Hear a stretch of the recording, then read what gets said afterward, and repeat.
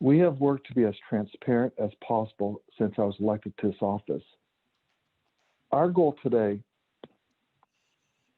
is to answer all of your questions, to get as much information out there as possible. And then let's look forward to what we can do together to strengthen and enhance our election system and process moving forward. All of you know I've wanted to take steps to tighten our system, and many of you share that same thought and wanted to also come alongside of us. And many of you actually have led when I was in the House on these issues, and many of you are on that committee that I'm speaking to today. I introduced many of those measures in those last two sessions, focusing on the individual voter and the power of their vote is paramount. Federal law, though, gets in the way many times. Many of the issues that voters complain about lays directly at the feet of Congress. List maintenance for starters, our inability to do proactive list maintenance robs every legal voter in Georgia. A vote diluted is a vote denied. But all of us on this call can't fix the problems that Congress has left us through years of inaction. For those that share that concern, please direct your questions towards them. What we can focus on are the things you and your colleagues can vote on here at the state level. First, we need to move to voter ID, not signature match, as the verification for absentee mailing. With the absentee portal I built out, it is the first time we have multiple points of verification for an absentee request that have no subjective measures. The driver's license and the date of birth are required to receive a ballot, and that has been used by 75% of absentee voter requesting new ballots for the January 5th runoff. It's simple, it's fast, and it's secure. Second, this cycle has shown we need to move to an excuse-based system for absentee voting. The no excuse system voted into law in 2005, long before most of you, if not all of you, long before I was in the General Assembly. It makes no sense when we have 3 weeks of in-person early voting available. It opens the door for potential illegal voting, especially in light of the federal rules that deny us the ability to keep voter list registration files clean. And from a logistical challenge, it's a tremendous burden on our counties and in Georgia, as you know, because counties run elections. Third, my office needs to be able to remove, and probably I need to say it a bit more bluntly, I need to have the ability to fire election officials and boards that consistently fail their voters. For years, this office is accused of problems in elections where we have zero authority and no control. Only through a direct ability to hold people accountable can we improve elections, accountability, and transparency, and thus improve voter confidence. In the business world, you don't hire a CEO, tell them to fix the company, and then say you can't change anything. Change the marketing, can't change the product mix, and you can't fire low-performing personnel. Who does that? So that's why I asked for that authority for the Secretary of State. This year has been a strain on everyone. It's been difficult on you. It's been difficult on your constituents, the county election officials, our staff, everyone. I know there is an idea to play the blame game here today. Blame shifting is not productive, and it doesn't fix problems. All of us need to be focused on finding solutions that improve the election process and make it secure and accessible for voters so there is strong trust and confidence in the system. Our job is to answer your questions as best we can. I understand some of you on both sides of the aisle question the system and the outcomes. But all of us serve the same voters, and given the close nature of the race, about half are happy, about half are not. And that makes all of our lives more difficult. Understand that all of us are working to do the best job we can for all those people we all serve. To answer the details of the question today, I have with me Ryan Germany, who's our general counsel, who's been in this position since 2014. He's seen an awful lot of litigation. going all the way back to the 2016 and obviously the 2018 race. He has been doing a great job given the political and litigation issues our office has faced. Gabriel Sterling, our implementation manager. All of us will do our best to fully answer any questions you and the committee may have. With that, I just want to say I'm grateful for the opportunity to be with each of you here today. So thank you and Merry Christmas. Chairman, there are ongoing lawsuits we are currently handling, obviously. So I can have Ryan Germany speak to those now, or he can jump in as we field questions, since many of the questions will no doubt involve those issues. Well, that's fine. Ryan, if you'd prefer to jump into that now, one of the things that we were hoping, I think, is an update on certain investigations, or maybe a comprehensive update on investigations and maybe some specific ones. I thought that might be appropriate first, and then we can dive into some of the committee members' questions, if you will. The Chairman, I think Ryan should go ahead and do that, since he's been handling the litigation issues and is involved in the investigation process because of the legal ramifications. Yes, sir. Thank you, Mr. Secretary. Thank you, Mr. Chairman. This is Ryan Germany. As Secretary said, I'm the General Counsel for the Secretary of State's office, and I've been in this role since 2014. Thanks to each of you for convening this morning during this holiday week and to allow us to speak to you and answer any questions you might have. We know that you and your constituents have a lot of questions about the November election. As Secretary said, we've been doing everything we can and are continuing to work to get out accurate information. There has been a flurry of misinformation that has been perpetuated. And as the Secretary mentioned, numerous outlets who hosted that are now having to issue retractions. So I think that's a good thing, but it's kind of the old saying about the lies halfway around the world, but the truth gets its pants on. So that's what we're seeing. Both Fox News and Newsmax posted statements saying that they have seen no evidence has been offered that Dominion or any other voting machine used software or reprogrammed software that manipulated votes in the 2020 election. That's consistent with what we see as well.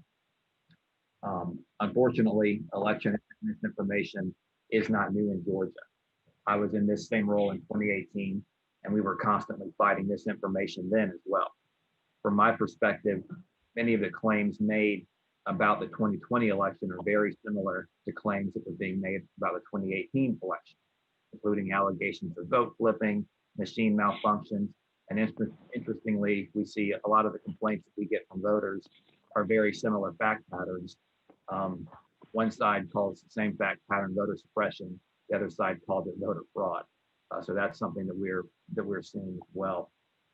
The reality is, just like the claims about systematic voter suppression in 2018 were not true, the claims about widespread voter fraud in 2020 are not supported by the evidence we have seen in our investigations that I'll give you guys an update on. I'm going to address some specific questions first that kind of been frequently asked that will hopefully address some of the questions you have. And then, of course, if there's other ones that I didn't get, then I'm happy to try to address those. We have received a lot of questions about the signature matching settlement agreement that our office entered into regarding signature matching. Our office entered into that settlement agreement at the advice of the Attorney General's office and our Special Assistant Attorney General in that case. The settlement agreement basically did one thing and only one thing. As you guys remember, back in 2019, the General Assembly passed an absentee ballot cure process.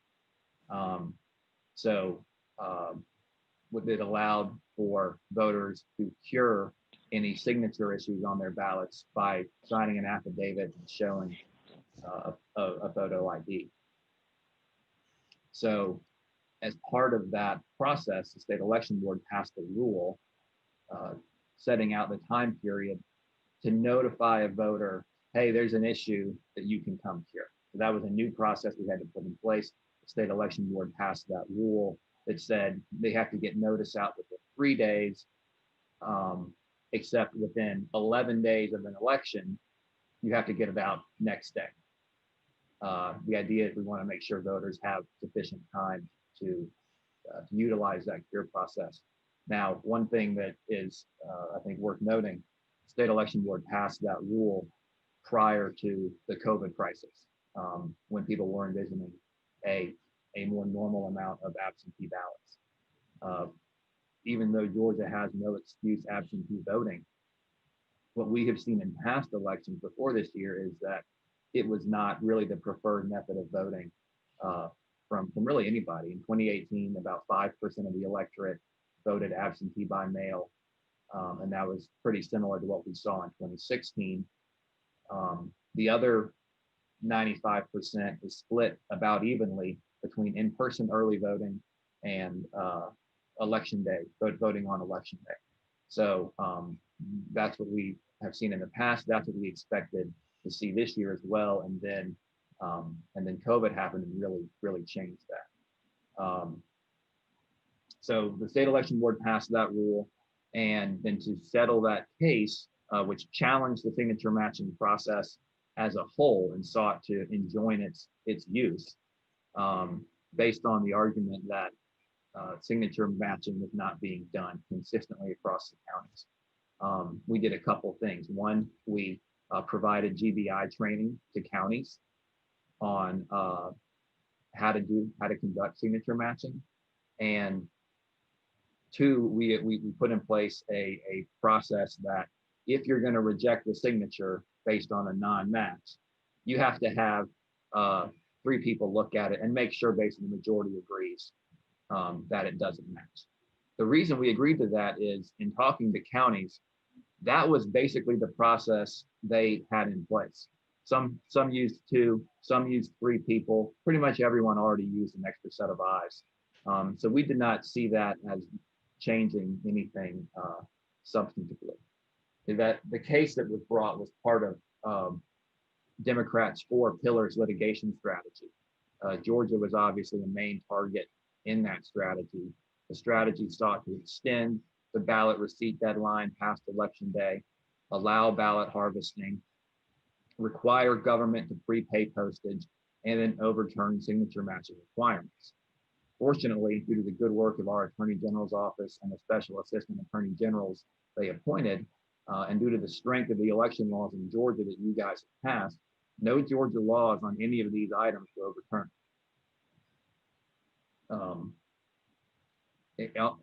On the final issue on that settlement agreement, if you look at the numbers this year, the latest numbers that we have from counties in terms of ballots that have been rejected for signature issues is 2,975. The total number of ballots that were initially flagged by counties as having signature issue, but were then cured pursuant to the process that you guys passed, was 2,777. So that means a total of 5,752 ballots overall were initially identified by counties as having signature issues. That's 0.43% of all ballots cast. And that's pretty consistent with what other states see. It's probably a little high, and it's probably higher than what we've seen in previous years, which is not surprising, I think, given the big increase in absentee voting this year. The reason that I think the overall rejection rate for signature issues is of course lower than that is due to the cure process that this General Assembly passed. That cure process requires the voter submit an affidavit and a copy of their photo ID, which I think we all agree would does a good job of proving that the voter is who they say they are.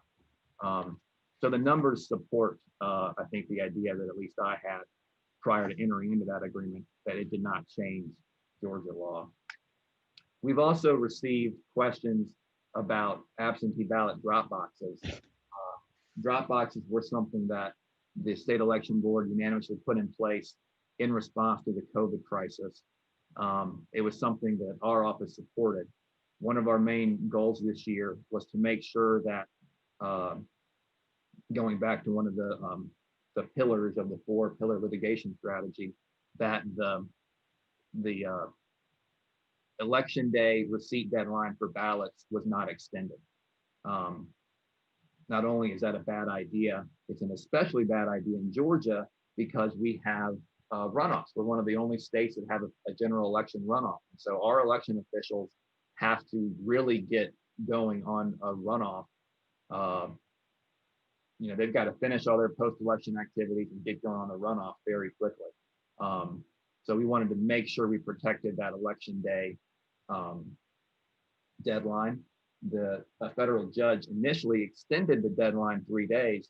Her decision was stayed by the 11th Circuit, and the 11th Circuit, in a good decision, cited our use of drop boxes as a reason why it was not necessary to do that. We've also got some questions about the signature audit that we are conducting. Our investigators and GBI are completing a signature audit in Cobb County. That was brought, or we chose Cobb County due to a specific complaint we received about Cobb County not properly conducting signature review on absentee ballot applications in the primary election. We're investigating that claim. As part of the investigation of that claim, we have looked at Cobb County's policies that they had in place then, spoken to people involved, including the supervisor who was alleged to not be doing the process correctly. And frankly, from what I've looked at, and it'll go to the state election board, but it looks like they were doing it correctly. However, given the allegation and given the environment we're in, we decided, okay, let's go ahead and just look at least a statistical sample of the signatures, and our investigators in GBI are completing that process now, and we should have results shortly for you guys.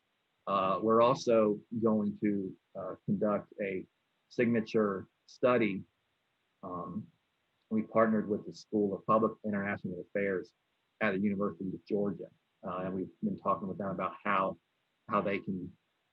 we can get them the information they need so they can do a true statistical academic study of that process. And we look forward to that as well. We think that is something. One of the things that we've been doing, I think a lot of the things we've been doing have been to this whole year, really since Secretary Raffensperger took office, have been to try to increase confidence in election results. I think we really saw it in the United States after 2016 when people started questioning confidence of election results. In Georgia, we saw it, of course, in 2018, and we're seeing it again now. So we are trying to put in place stuff that is going to, to increase confidence. That's why we did the full hand audit. The Secretary chose the presidential race for that reason. It was a ton of work by election officials, but they did it. They did it really well. And I think that process has been helpful to really show that these allegations about machine issues or software flipping or re-scanning votes twice or things like that we've heard, that hand audit basically puts all those to rest. And so I appreciate our election officials for doing that. And we hope, and we believe a signature review will show the same thing. So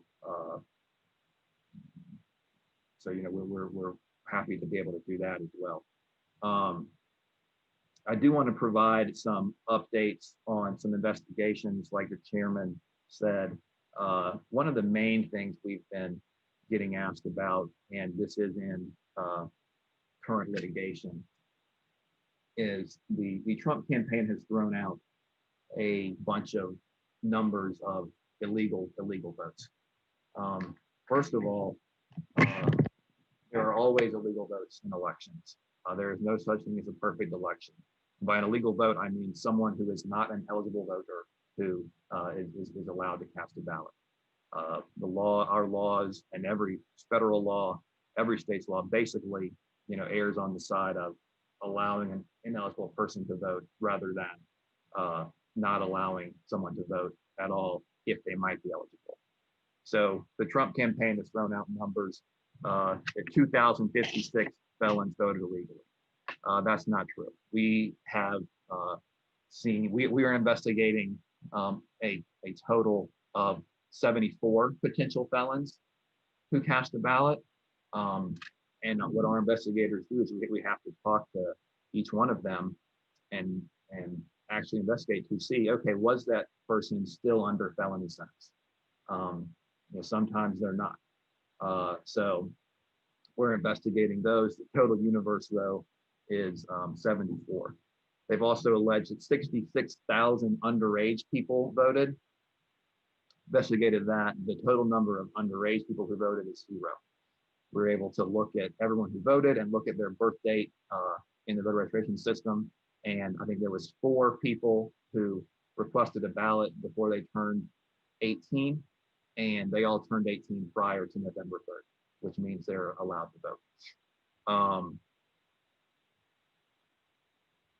Trump campaign has said 23 people voted that weren't registered to vote. Again, the number on that is 0, because we can see everyone who voted in our voter registration system. We're also investigating the allegation that 300, well, let me say this one first. 10,000 people voted who died before the election. Again, that's not true. We're investigating some reports of dead voters. I think a couple of them that were submitted in litigation.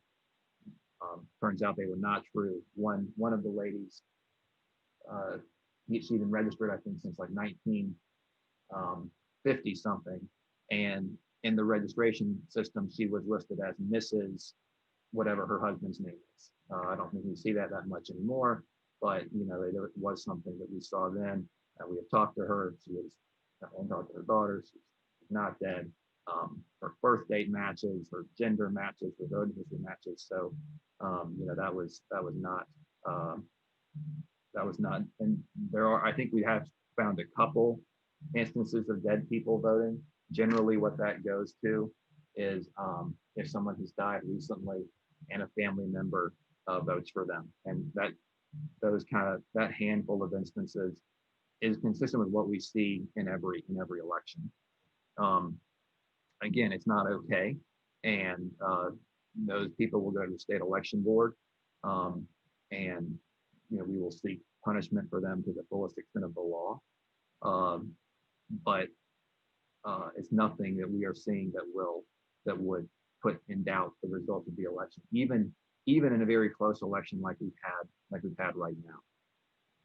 We're investigating 395 people who cast ballots in 2 states, which is illegal. This is an investigation that we get basically after every election. Our current elections director, who used to be our chief investigator, said that after the 2008 election, we received an allegation that 30,000 people voted in both Georgia and Florida, or Georgia and Ohio. And he investigated every single one of those. It can be tedious because we get information from both states. We have to kind of push them to get us the information in a timely fashion. At the end of that investigation, there was 3 people who had voted in Georgia and another state. Mr. Chairman? Yes. Could you, I'm sorry, could you repeat that number, the initial number of investigations you have for people who are being investigated for voting in multiple states? I missed it. I'm sorry. The allegation that we have got for this election was 395 people from the The old one I was talking about, there was an investigation after the 2008 election of 30,000 people that Thank was you. elected. Yes, sir. Now, it's also been alleged that 15,000 people who are no longer Georgia residents voted. Again, what we are seeing is that's not true either. And you know, we have submitted documents in court showing why the numbers the Trump campaign has submitted are not accurate. And you know, it's for a lot of reasons. A lot of them are sometimes just not the same person who matched. So you know, that's part of it. And then, but you know, we're running our own numbers on those too to really help prioritize those investigations and see what might the actual number be. So that's what we're investigating right now. What we are seeing from our initial investigation, it's nowhere close to what the Trump campaign is saying, and it's going to be nowhere close to anything that would put the investigation or the result in question.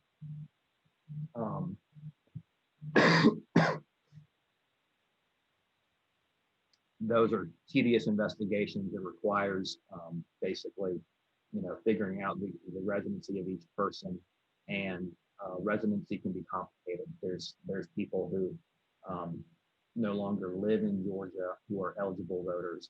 Of course, it's going to include overseas military people. It also includes college students. It also includes people who are maybe somewhere temporarily for a job or caring for a family member. And it also includes people who might you know, have more than one home, basically. So that's what we're looking at, and we'll continue to do that. Now, even a small number of illegal votes from our perspective is not okay. And so we will go after each of those. Unfortunately, and this I think gets to another question, it is a fairly tedious process to, you know, really wrap a bow around all of those and get them ready for submission to the state election board and for you know, potential prosecution if that's the direction the state election board chooses to go.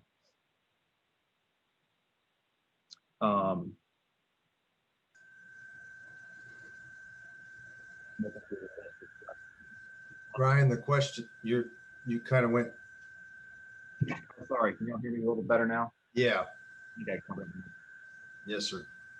Mr. Chairman Blackman. Just a second. I'm gonna make sure, Mr. Germany, are you done? Final thing I was gonna talk about, I think this addresses some of the questions that we've received from you guys also, is what we are seeing regarding January 5th. Basically what we are seeing right now for the voting that's going on. And frankly, what we are seeing is kind of both sides really pushing the envelope on what's allowed. We have many investigations into third-party groups with the increase in absentee voting. I think third-party groups, particularly ones that are aligned with Democrats, are sending a lot of mail to people, including people who no longer live here. Like I said, some of those people are going to be eligible voters. A lot of them are not, because of the restrictions that Secretary Raffensperger mentioned that we have on conducting list maintenance under federal law. So we're seeing that. We're seeing you know, a lot of text messages, including text messages saying, "Oh, you can still vote if you don't live here." You can't, unless you're still a Georgia resident. But you know, we're not getting the sense that people are really, the political groups are really being careful about that, and frankly, they should be, because it's important. We're also investigating allegations of people handing things out in return for voting. I had a conversation yesterday. We got a lot of complaints about the trucks that said "Vote Democrat, get $1,200." After those complaints, the person running those ads decided to to end that campaign. That will still be submitted to the state election board to determine whether or not that's a violation of Georgia law. You're not allowed to offer to give anything in return for voting or voting for a particular candidate.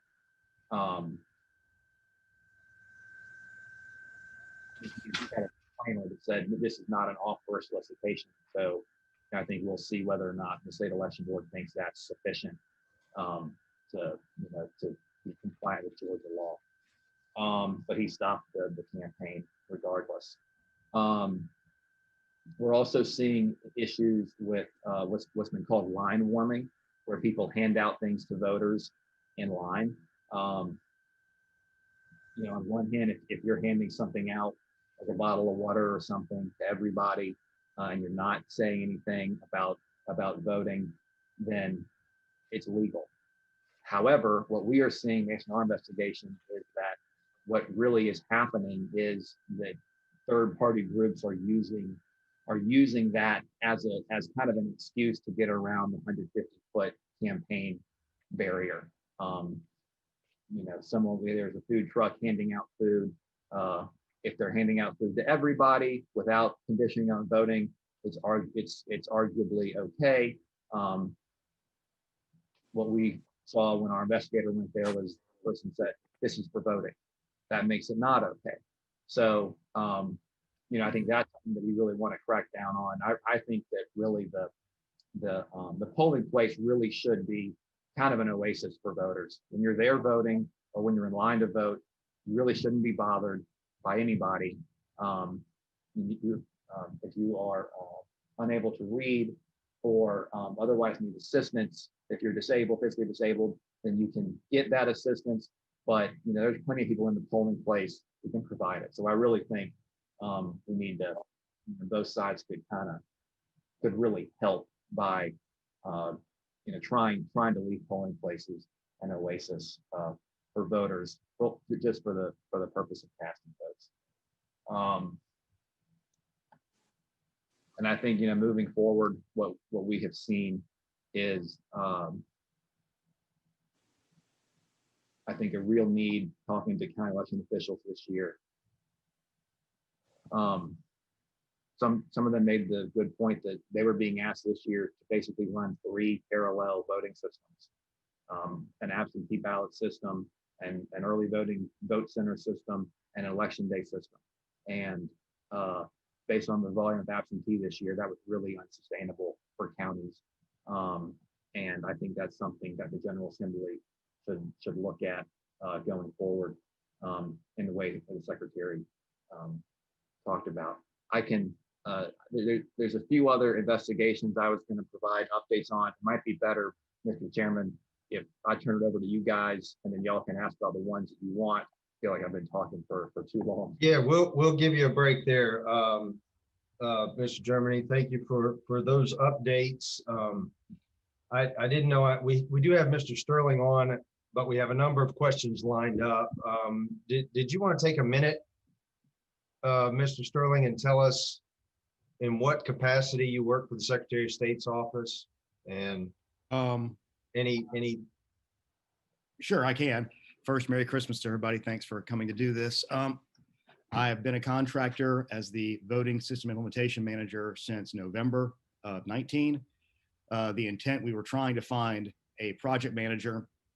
We were out there, and every time we had somebody lined up, firms who do this, engineering firms, essentially the salespeople all wanted to do it because it was a big dollar thing. It was like, $500,000, $1 million to be the project manager on $100 and some odd $1 million project. But when the attorneys got to it, they basically said reputational risk. No matter how much margin we make on this one lawsuit, and given what happened in 2018, they were all basically saying, we don't want to do that. So we were stuck going into October without a official project manager. I've been managing everything on the procurement side. So internally, a decision was made that I would become the project manager as a contractor, and then we would bring in somebody on a contract to do a portion of my COO duties, which is the role I had previously. And that, in order to open up those dollars, I went from being a state employee to being paid as a project manager through the bond, which is a normal way you would do this in a construction situation or anything else that we do with bond funding. And that thing expires in about, let's see, 8 days. And then I will go back to the COO, CFO position, even though we have 5 days left in the election process for the runoff. It's pretty, at that point, everything's baked into the cake. It's just easier on the books to do it that way. And you don't have any contract work with anybody else at No. present? No, I had an LLC. It was the easiest way to set it up. That's why we did it that way. Okay, well, we'll move on to questions. I appreciate that. Thank you all again for being here. Representative Gravely, did you have a quick procedural question or? Mr. Chairman, I do. I want to direct the question toward Mr. Germany. I know many of the committee members were trying to capture the data, the conclusions of the investigations that he was offering. I think it would be good for the committee. I know as I'm talking to my constituents and trying to provide answers and holding accountable the appropriate people, I'd like to see if the Secretary of State's office would provide in a bullet point format underage voters, alleged felon voters, and those things that was just read off to us. If he could provide an answer, kind of a bullet point answer format to us, so that we can have that ready reference and be able to review it. I wasn't able to capture all the information that he was giving us, but I think it's pertinent to the hearing today. And if they could provide that, that would be fantastic. Thank you, Mr. Chairman. Yes, good point. Is that a problem? Happy to do that. Happy to do that, Mr. Chairman. I would add that the numbers I was saying were kind of, here is for felons example, we're investigating 70, and that's the whole potential if 100% of them are actually under. So at the end of our investigation, it will be less who are actually felons, but I'm happy to provide you sort of the universe that we're seeing. Thank you. Try to get these in order. Chairman Powell. Yes, sir. Good morning. Good morning. I had a couple of questions that I want to ask. And first, I want to thank the Secretary Raffensperger for his earlier comments. After the last meeting, I had several questions that really did prompt me. And one was that I had reached out to the AG's office about possibly doing an audit, statewide audit, which I think was proper. And I want to thank the Secretary and his staff for prompting that, because I think within that next week or last week, they came out and said that they were going to do an audit to get a sampling audit, just so we as a committee and as members of the House would have some detailed information to go on to see just if and how much the fraud did exist. And I do want to thank him for that. And I'd like to know a little bit about the criteria about how they plan on doing the signature match. But I did want to thank him for some of the other comments he made. As Ms. Wynn pointed out at the last meeting, I think I'm the only member on this committee, might be the only member left in the legislature that voted against expanding the absentee voting without cause a few years ago, because having been involved in elected politics all of my life, I've always known that the number one place to find any fraud would be in the absentee system. But there's a few questions other than that one that I just asked about the criteria for doing this statewide match, which would be to our benefit legislatively. I also wanted to ask a few questions that came up in the last meeting that gave me some pause for concern.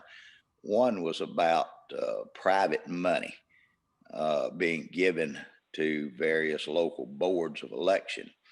That's one question. The second question, how much of that money and how prevalent is that private funds are given to local boards of election? I did note that a couple of things of concern to me was, we hear people talk about the drop boxes, and that's the security around these drop boxes. I'm told that they were paid for by somebody privately. One of the things at that last meeting that gave me some rise to concern was that they had voting machines on buses. And I've always been under the opinion that voting machines had to be stationary in a specific location. And now we're seeing, snapshots of them set up in parking lots. And I don't know if that's true or not, because we've heard so much fiction or not knowing what's true and what's not true. But I did want to ask that as another question, if they might could, answer to that. And finally, I will say that his comments that the federal laws are some things that have given us so much angst and over the years about how we craft legislation for security and voting. Don't know what we can do to get around some of that federal legislation, but at the same time, one of the problems that I see is that every county runs their elections. Great misconception, and it was a misconception 2 years ago when all of the discussion about disenfranchisement and voter suppression and all of that was that the local boards of election run the elections. Secretary of State's Elections Division only oversees based on the state law. And that's it. Maybe it's time that we move to the next step of creating a more unified, seamless process so that these boards of elections are in fact doing what they need to be doing. And if not, they need to have their hands called on it, because I'm of the opinion, and it's only my opinion, but that with the various boards of elections, when the change in the exact match came down back in March, that gave more latitude. Certainly not what a lot of people thought it was, but it did give latitude that those local boards of elections, if they predominantly lean one direction or another, then they might not be quite as concerned about doing the exact match. But hopefully we'll change a lot of that with the legislation, with a real ID type deal. So that being said, those are my questions for right now. Thank you, Chairman. I'm happy to respond. Blackman. Yes, sir. Please do. So, first of all, Chairman Powell, I think you've kind of been proven correct on your no vote for no excuse absentee. So I thank you for that. I know probably a lot of county election officials would as well. Your question about private money. Yes, we provided some grants to counties for drop boxes and for personal protective equipment. The grants that we provided came from the CARES funds provided by the federal government, and then some third-party groups also provided grants for election officials this year. Our office does not oppose not allowing those third-party groups to provide those grants to counties in the future. I would say that it will probably require some counties to then, increase their funding of their elections office. That's gonna be a consequence. But I do think, given it's really about appearances and making sure that there's really no bias or anything else from either side in these counties. In terms of, you asked about mobile or the voting buses that Fulton County has. Yes, Fulton County does have those buses. My understanding, those were new this year. They never had them before. I don't think they even had them for the primary, so they were new for November. The idea was, from my understanding, to be able to supplement voting at certain locations. And we have seen places where, based on natural disasters or whatever else, a polling place has essentially gone down. And having a mobile unit, if that happens on election day, I think could be a really good thing. The fact that the polling place is contained within this bus, I think does raise some concerns. You can't park the bus anywhere. It's still got to be in an approved polling place or approved early voting location. If it was not, then that would not be a legal location. And what we're investigating, we got complaints about the Fulton County mobile buses. What we're looking at is everywhere that they're having it an approved voting location. For early voting, it's got to be either a government building or an election day polling place.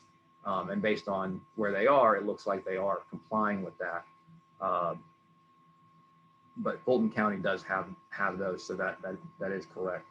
And you asked about the signature audit too, and yes, we're looking forward to conducting that.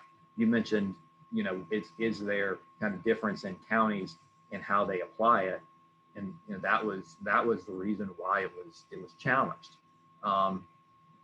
Based on my conversations with county election officials, they don't like the signature match because there is a level of subjectivity into whether or not it, the law says whether or not it appears to be valid. And there's certainly a level of subjectivity in that. So I think that's another reason why we should move away from that as a way to verify absentee ballots to something that's objective.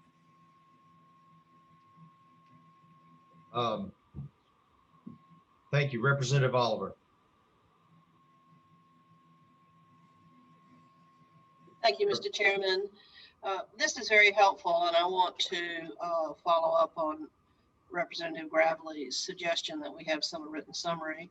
Did I understand, am I correct that President Trump's chief of staff visited the site of signature match investigations in Georgia yesterday? That's correct. And was the Secretary of State Raffensperger notified that he'd be coming? We were notified about 5 minutes before he showed up. I think we were notified when the Secret Service showed up for their advance work. What was the purpose of his visit, to the extent Chief of Staff Meadows communicated that purpose to Secretary of State Raffensperger? I'm not aware. I don't believe that Secretary and Mr. Meadows spoke.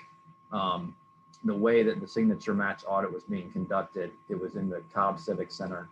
And obviously that's a public building, but we had a room where we were conducting it that was not public. Chief of Staff Meadows was not allowed in the room. He was able to look in the door, basically like anybody else would have been able to do. And he stayed about 15 minutes. Was that correct? I'm not sure. Your summary of the evaluations of rejected votes from November 3rd based on signature match, I want to make sure, this is why a written summary would be helpful. You said there were about 5,000 that were flagged in some way as failing to satisfy signature match, and they came. Do you have a geographic analysis of whether or not they came from? Last time we were told from earlier elections, they disproportionately were coming from Gwinnett County.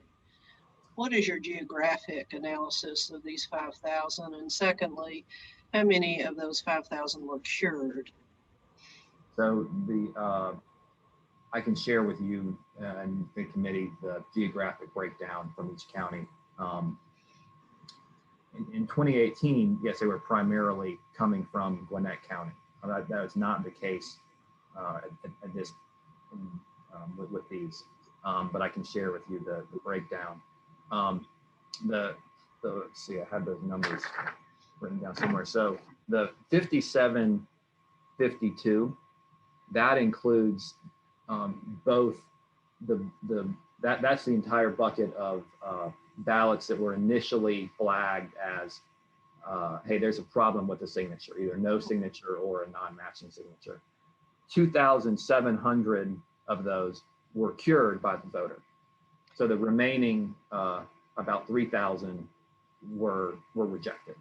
That's what I was trying to remember. About a little less than half were cured.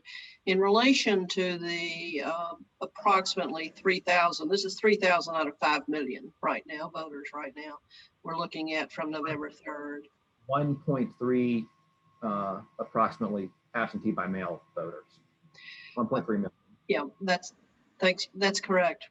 for that correction. In relation to these approximately 3,000, I would like some more information, and I bet you have it already in this written in a way that you can give to us as to those 3,000 that were ultimately rejected. Was the voter contacted? Did the voter respond? I'd like to know where the contests were. We are going to have what looks to me like a fairly serious political contest or fight over this issue. And I want to put it in context that it's 3,000 out of 1.3 million voters, that it may be disproportionately taking up our time when we could be helping people do something else. So thank you, Mr. Germany. A written analysis of your investigation would be very helpful because the numbers really matter to me. Thank you. That's a good point. Thank you, Representative. If you look across every state for issues with signature matching, it is a very, very small percent of the absentee by mail voters, and that's across every state. I understand it's consistent nationally, and it's just taking up an enormous amount of our time and energy on an issue that is relatively small. Thank you very much. Representative Fleming. Thank you, Mr. Chairman. My question for the counselor is regarding the much discussed issue of signature match and verification. And my questions go toward any extent to which Georgia law was changed by what has been referred to as a settlement agreement or a consent decree, and also how that was carried out. Was there an order of the court in the federal case? Was it simply a settlement agreement of the parties? How did the Secretary of State communicate this to the various counties as to any potential changes in the signature verification process? And I know that the Secretary of State occasionally does something that I call advisory memos to the counties on how they have to proceed. And if that's what it was, you can tell me the proper name of that. Was that communication between the Secretary of State and the boards of elections on the signature verification something that they had to follow? It was mandatory, or was it simply a best practices suggestion? Does my question make sense, Mr. Germany? Thank you, Mr. Chairman. It was a settlement agreement entered into by the parties. It was not a consent order or consent decree entered by the court. In return, the plaintiffs agreed to dismiss all of their claims, release all of their, release us from any kind of future claims about those issues, and we did not pay any attorney's fees. And then through the settlement agreement. About your question about the advisory, we call them official election bulletins, and they come from our office and go to each county board. And we sent one out saying, hey, here is our recommended process as a best practice to do this. And basically that's how it works. As you pointed out, county election boards are the superintendents of elections in each county. We try to provide them support and guidance, and that's what our official election bulletins are. Is it mandatory that they follow these as if it's a statute? It's mandatory they follow state law and SED regulations. And we believe that what we send them is the best way to do that. If they disagree, then what really drives the issue is are they following state law and state election board regulations? Those are what's mandatory. Our official election bulletins are meant to be helpful to help them do that. So as the Secretary sends out a communication in this fashion to the various boards of election, has he or can he, by doing that, mandate that they follow that, or is it simply the Board of Elections discretion as to what the statute is and how they must follow it? Does my question make sense? Yes, no, it's their discretion and their obligation to follow law. Ours is meant to be helpful. If they disagree with it, then it's not. You don't get pulled in front of the state election board for not following an official election bulletin, but you do for not following state law or state election board regulation. My last question, if I may, Mr. Chairman, and Mr. Germany, you may or may not be able to comment on this depending on any litigation.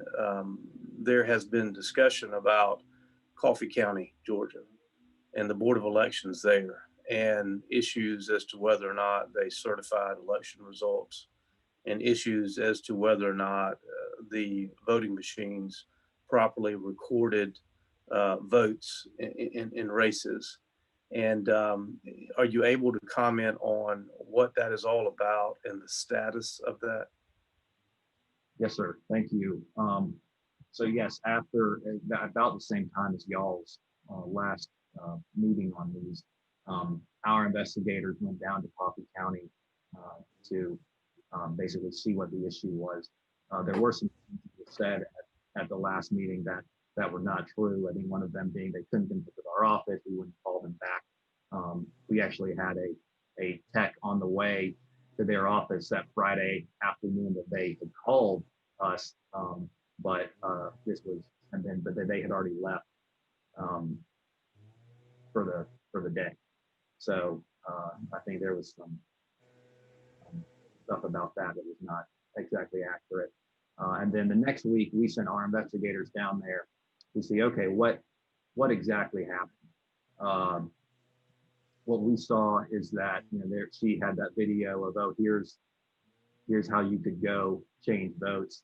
The director confirmed to our investigators that she in fact did not do that they followed the process, that she was not aware of anybody who did that or had any evidence that anyone in Georgia had not followed the adjudication process, which requires a Democrat, Republican, and an election official to conduct those adjudications. And then in terms of her results, my understanding is they did certify their recount results. They had an issue where it looked like they had, I think, maybe scanned one batch of ballots twice in the recount. And so they had 50 extra ballots from the recount than they had from their initial result. And I believe they were able to find and rectify that prior to submitting us their certified recount results. And once again, understanding that ongoing litigation, you are obviously the right person to know whether or not you can or cannot respond to this. But as I understand it, there has been a request to examine the voting machines in Coffee County with proponents of a lawsuit that make the accusation that they are somehow not properly recording the votes. Is there a availability for an outside group challenging this, the efficiency of a proper working of the voting machine, to actually have one set aside where their quote unquote expert could actually examine the machine, and if so, run tests? Well, obviously with someone from Coffee County or the Secretary of State's office being there to supervise, I guess I would say. Yes, that's something that we do try to put together in litigation. Normally, third parties are not allowed to access the voting equipment, the voting servers, or anything like that. That's in state election board regulation. We have had a lot of litigation over the machines since they've been adopted. We're now seeing, of course, we're now seeing different detractors, but they're making the same claims about the machines that have been made. Our position has always been, let's set up a fair inspection where both parties are present, where it's videotaped, where the rules of engagement are agreed upon, and then we'll go forward kind of with the court's approval. What we disagree with is any kind of sort of unilateral access from people who really seem to have a certain result they want to reach. So we're happy to. That's been our consistent position in court. Thank you, Mr. Chairman. Thank you. Representative Nguyen.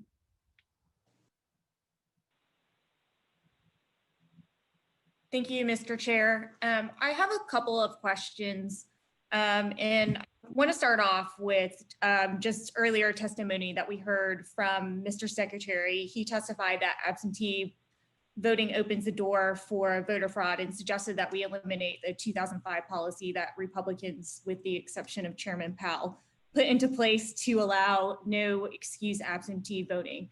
The Secretary of State's office did open an absentee ballot fraud task force ahead of the election to ensure safe and secure elections. And some of the reports I read, the number of cases that the SOS has referred to the Attorney General's office is roughly 130 potential invalid voting cases. Roughly 5 million voters cast their ballots in the general election. We know not all of these cases are specific to mail-in ballots. Even so, as a whole, that's still just 0.0026%, 130 potential cases against 5 million voters. If there's no evidence as it pertains to fraud and absentee ballot voting, and the SOS proactively sent out applications to vote by mail in the primary because we are in fact in a pandemic, and this is a voting method widely used by voters on both sides of the aisle, why would the Secretary of State try to eliminate the no excuse absentee ballot voting?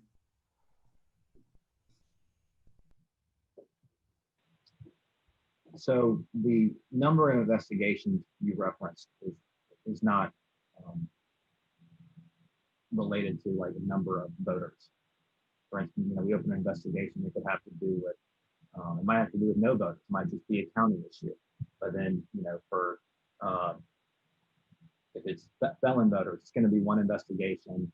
For the number of illegal votes that have been alleged by the Trump campaign, we have an investigation into that, and they're alleging it affects a lot of voters. So that's comparing that to number of votes cast is not really accurate in terms of a number. I think what we have seen this year is, I think everyone agrees, I think on both sides, that to the extent there is any fraud in the process, it's in, and fraud, to me, I said before, is not the best word, because a lot of times it's not, fraud kind of envisions like someone actively trying to do something wrong. Whereas a lot of times that's not what we see. We see, particularly this year, with people who are out of state, if they get something from a third party group saying, "Oh, you can vote in Georgia," they might say, "Oh, great, I didn't know I could." Now I don't know if that's like intentional fraud, but it's still an illegal vote potentially, and the effect is the same kind of regardless of the intent. So I know when I'm talking to people and I'm explaining the process, what for in-person early voting and for in-person voting, we have really good, I think, explanations of here's exactly how we know everything we're hearing from that place for in-person voting or for election day voting. Here's how we know it's accurate. For absentee voting, it occurs outside the confines of any voting location, and then of course you've got the kind of subjective nature of the verification process in the county function. So like when we're talking about that, it's frankly harder to provide confidence in that process than it is any other process. Now, like you said, it's an important way of voting. But there's a lot of states that have an excuse-based system. You can still utilize that way of voting if you need to. But if not, especially with Georgia's 3 weeks of early voting, I think the way our laws are set up, the way our elections offices are set up in each county, it's not set up to have a massive absentee by mail system like we had this year. So you had another two questions? Yes, Mr. Chair, I do. Please go ahead. Yeah, thank you, Mr. Chair. And Mr. Germany, I do want to refer back to something else the Secretary of State mentioned and something that you brought up before too, which is the inability to clean up voter rolls because of federal laws. So in 2019, the Secretary of State did clean up voter rolls and remove over 300,000 Georgians off the voter rolls. And of these voters that have been removed, it's alleged that up to 198,000 of these voters still live in the state of Georgia. But I will use the more conservative number. We know that at least 22,000 of those voters were wrongly removed, and they did have to be reinstated by the Secretary of State. So based on this error and based on the Secretary of State's willingness to create an absentee voter fraud task force, what are the steps the Secretary of State is taking to ensure that eligible voters are not disenfranchised? So the steps that we take before anyone can move from the rolls are set out in both Georgia law and federal law. The first step, there's basically three things that could generate a confirmation card from our office before you're removing the rolls. It's either you file a national change of address notification with the post office, your county elections office gets returned mail from your address, or you've had no contact with the election system in any way for, I believe it's 5 years. If that's the case, then what's generated is a confirmation card that goes to the voter, and the confirmation card says, hey, are you still there? If you are, return this, or send us your updated information. And if that card is not returned to the elections office within 40 days, that voter's moved to inactive status. A voter stays in inactive status for 2 general election cycles. So the people that we removed in 2019, pursuant to that process, they had been identified under one of those processes in 2015. And frankly, I think that's why the allegations that are being made that are just not accurate about all these people weren't on the NCOA notice. Well, they were in 2015 when we looked at it. And the guy who's saying that is basically, he's kind of well known, I think, for just throwing out numbers that aren't accurate. So, that's kind of what I was going back to, like, both sides are doing that. They throw out numbers that aren't accurate, and it's really not helpful. It's not new, but it's persistent. But I do think we really need to kind of think about what effect we have on the overall system by throwing out inaccurate numbers, whether it's of people removed or whether it's of illegal votes. So I got myself off track, but basically, and then in 2019, we took the additional step. Well, we did 2 things. One, we passed in 2019, you guys passed a law requiring a final notice to those people in 2019. After you've been sitting there for 2 general election cycles, if you're in inactive status and you vote or have any contact with the system, you're moved back to active status. Those people in 2015, they didn't vote in 16 or 18 or have any contact, and then they were removed in 19. Prior to them being removed, they received another call saying, hey, are you still there? And if you are, go do this so you can update your status. And then finally, after all of that, you are removed from the rolls. And again, so that's what we had to do to remove people who we identified in 2015 probably aren't here anymore. I think there's studies that show how many people move every year. And I think that's really part of the problem is, the way these federal laws were passed, we have a much more kind of mobile society. We have a much more information can be received a lot quicker now than it could in 1992 or 3 when these federal laws were passed.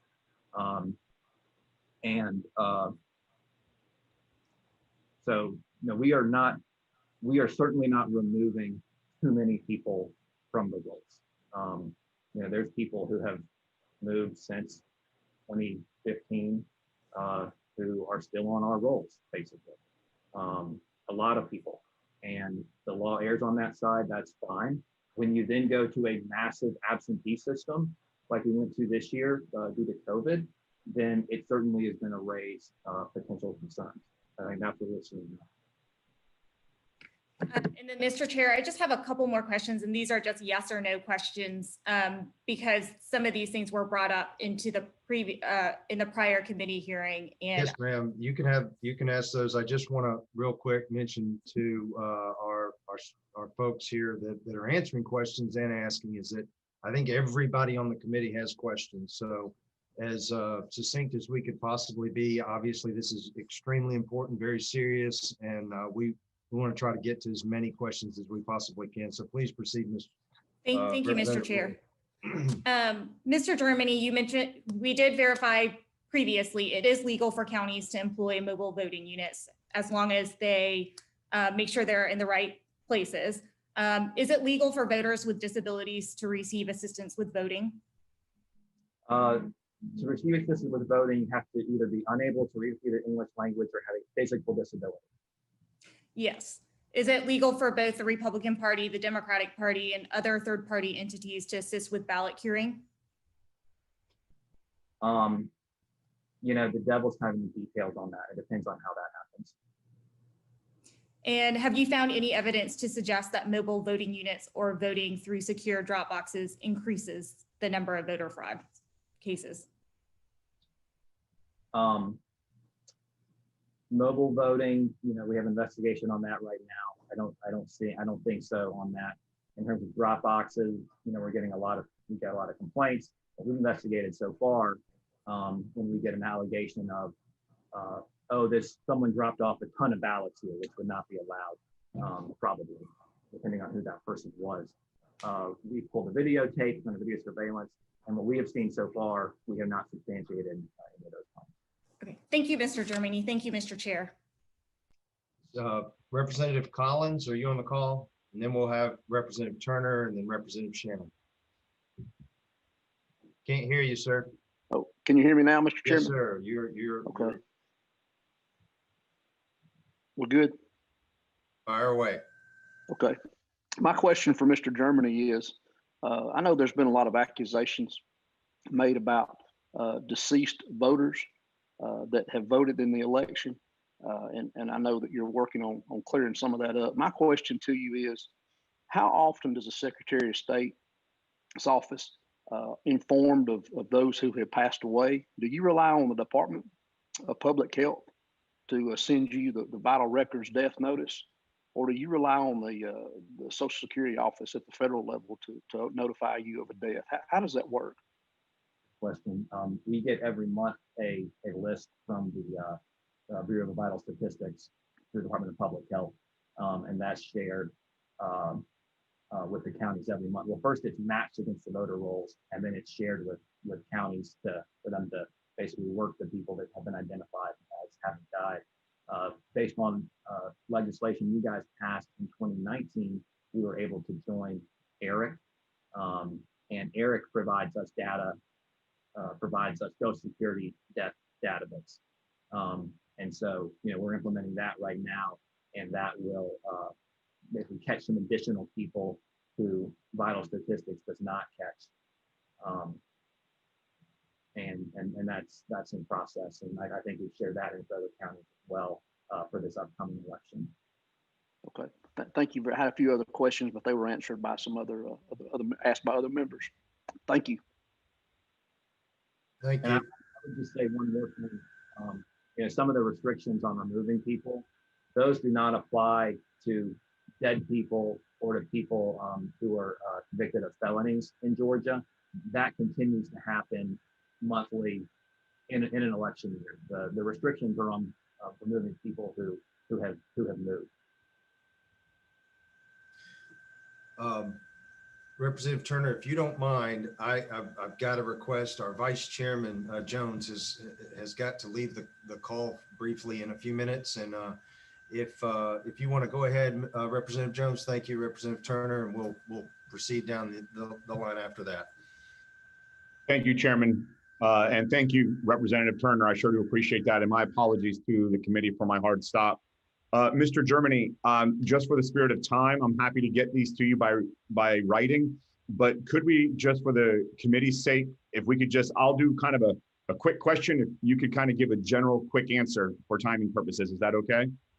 Maybe. Understood. All right, I like the fact that you understood, I led you there. We have done a significant amount of data scrubbing. And where we see around mail-in ballots specifically, the challenge, and also with Election Day and early in-person voting, is around the NCOA, which for those of you who don't know who are listening, that's the change of address form that we do with the United States Postal Service. We have seen a little over 15,000 Georgians who put in a change of address to an out-of-state address who still voted in the election in the general. Now, we don't necessarily believe that means that all 15,000 were illegal. That's not the statement that I am making. However, it does at least raise the question of that needs to be questioned to ensure those individuals were in fact Georgians and they are not now someone who lives in North Carolina, Oregon, New York, etc. So here we go. So the first 6 questions are around the NCOA, if that's okay. As brief as you can you walk us through just the standard NCOA process that the Secretary's office uses in terms of putting them from active to inactive? Yeah, that's a great question. One thing I would point out at the beginning, we pointed out in court why even that 15,000 number is not accurate. So that's not an accurate starting point for, okay, what's the potential of people who moved out of state? The reason for that is, data matching is not an exact science. And especially when you don't have, we have some private information that we're able to assist with our data matching that these outside companies are not. And to the extent that they are able to add it from other commercial sources, it's not necessarily as accurate. So no, we agree. We don't have, and that's why I said I'm starting with the assumption of 15. You guys have access to data that we're not allowed to have, and we understand why we're not allowed to have that data. But at least for us, the starting number was a little over 15, and we understand it's going to get whittled down. That's why you're not hearing from my office a proclamation, oh, there's 15,000 illegal voters. That is not the statement we're making, but we're trying to understand how that's whittled down. So I think a quick walkthrough of the NCOA would be helpful. So what we look at, especially, it might be better if I kind of what we're looking at from an investigatory standpoint as to what we normally do from a list maintenance standpoint. Yep. What we're looking at for November, based on people who are potentially no longer Georgia residents, is we use the NCOA. I think we can do a little bit better data matching than outside groups can do. Again, even ours is not perfect because the NCOA does not have, like a private information necessarily. So we whittle it down to that. And then, we look at other things. So first of all, one thing that number does not take out is overseas military voters. For those people we expect to see, we expect that they do not live in Georgia anymore. That's, basically part of it. So we can back them out. You can also look at, from an investigative standpoint, who voted absentee by mail versus who voted in person, either early or on election day. If you voted early in person or on election day, you might have come to Georgia, for that particular purpose of just voting. But to me, it's a decent indication that you still live. So you can look at that, and then that gets it down even more just by folks who voted out of state or who voted by mail. And then when you look at that, then you've got to get to that's what really we're starting with. And then we'll get into individualized investigation of, are they still a Georgia resident? And it goes through that whole list of things that you might be a Georgia resident and not live here. Big ones are are college kids, basically, or other, or you're otherwise in school, and then temporary temporary relocations. And then the final one that we see quite a bit of in that small number is addresses that look like, vacation home address. And so then that gets, kind of complicated as well. So that's how we whittle it down and then get to, okay, how are we going to individually investigate each of these? Yeah, I think our challenge has been, even with our, I'll say, limited resources that we don't have, we've been able to actually track individuals moving out of state and actually seeing that those individuals have literally lived there. They have a mortgage now. They registered their kids in school, etc. To your point, that's not a vacation home. That's not, hey, I need to leave this state for 60 days or 90 days or even a half a year to take care of my mom who's ill. That's, to me, an indication that they now live in that state when they're registering their kids in school. They have a mortgage at that home, for a home. They have a job, etc. Second is real quick, and again, if it's easier to send us the data, can you walk us through when there is an NCOA hit, is that considered to be probable cause to basically trigger, I'll just say, at least research to determine if that individual should be moved to inactive status? So for our list maintenance, what that generates for us is a confirmation card that we then send to the voter and say, hey, are you still here or are you not still here? If that confirmation card is not returned, or if it's returned and says, oh yes, now I live out of state, then that, so the NCOA triggers the confirmation card. The confirmation card then triggers the further action. Okay. That's how we do it under federal and state law. We look back at the voter rolls, basically last 5 years, and we saw something in April of 2019. And again, happy to get the detail via email. But what was interesting was, on average, we were seeing up to April 2019, about 4,200 people move from active to inactive based on the NCOA. And after April of 2019, we saw that number drop to about circa 120. So about a 90% drop. Is that because we provided through statute ERIC? Is that because a different process? We've seen it move, like I said, prior to 2019, April 2019, that number was up in the 4,000s. Now it's around 120, since we assumed it was a judgment. We assumed it was ERIC, but it's something, or maybe we're completely wrong and we didn't know if maybe you knew the trigger point for that. Yeah, so we run the NCOA process in odd numbered years. Every odd numbered year, we run the NCOA process. Right. So we wouldn't have run it probably since about then. Okay, so when we saw that number staying pretty consistent in even number years, 18, 16, because we didn't go back all the way to 14. So we did see it in 16 and 18. That's something that maybe offline we can have that conversation, because we did not see clearly, if we would have seen I'll say a trend line that showed odd at 4,000 and something each month, and then down and then back up. I'm happy to look at, we're happy to look at what that is. All right. I'd like to do that just in the spirit of intellectual honesty. Next thing on the machines, when I say the machines, about marking, and then also the scanners, do we have contractually the ability to do a forensic audit on those? By we mean the state? The state, yeah. Yes, we do. And in fact, we did do an audit after the election, random machines in certain counties to confirm that the hash value of those machines was what we expected to see. We do significant testing on the machines prior to acceptance, and then counties do testing pre-election called logic and accuracy testing, and then we did the step of at post-election, and then we did the post-election audit. So I think that's something that we could do, but I would say that all the stuff about the machines not working is basically completely not true.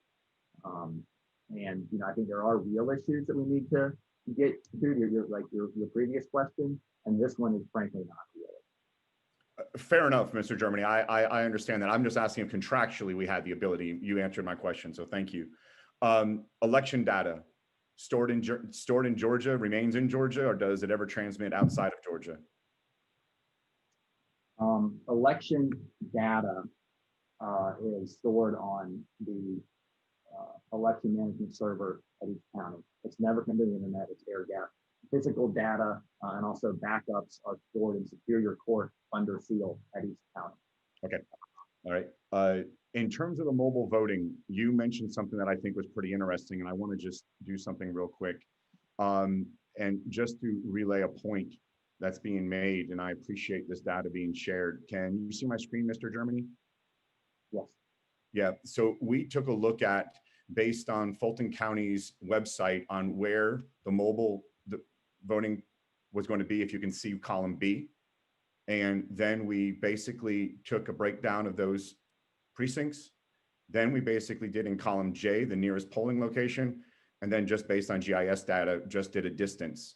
So to your point about them being within the physical locations of a precinct, I'm happy to share this spreadsheet with you so that you can validate, because there's nothing, we understand you'd want to trust, but validate this information. But you'll see that the closest we had was about a quarter of a mile. The furthest we had was circa seven miles. And this is something that we're not suggesting. We want to make sure we laud the efforts of making sure that all voters are able to vote, all legal citizens are able to vote. But at the same time, we want to make sure that we understand where the mobile, I'll say, RVs are being placed, how they're being placed, why they're being placed. If for no other reason, it's just important from an SOP standpoint. So if you'd like, would you like me to share this spreadsheet with you? And so what I said, using the mobile buses for early voting can take place at either a government building or an election day polling place. Right. So, yep. And forgive me, I stopped sharing just because I didn't want to, but this was basically what was in general. Yep. Okay. Nope. Completely understand. The next thing is, and sorry about this, Mr. Chairman, I'm almost done. In terms of the local challenges that are being done right now, there's not a consistency in the application that the election boards are applying to Chairman Powell's statement. And is that something that the Secretary of State can provide guidance to the election boards in terms of where the burden of proof lies versus there being such an inconsistent statement being made to the citizens of Georgia who are making these challenges? Sure. And so we met with the people who are, at least one group who's doing challenges. And I told them, I said, you, by casting a really wide net, you are potentially letting people not find probable cause here. And that's what they decided to do. So the way that election challenges work in Georgia is you can challenge someone's whether or not their votes should count in the next election based on their eligibility to vote. And then what you have to show to the county board, and it's to the county board of elections, is probable cause. And if the county board determines probable cause, then if that voter then votes, it goes to a hearing where the challenger has the burden of showing that voter no longer has the qualifications to vote. So that's how that process works. And from my understanding, some counties are not finding probable cause based on information submitted, but that's really based on the information submitted and then the county board's determination. Okay. Two last questions. One is, and this is quick, you can email it to me. Can you get me the statute that supports mobile voting, please? I'm not sure what you mean by that. Well, the regulation that supports the mobile voting.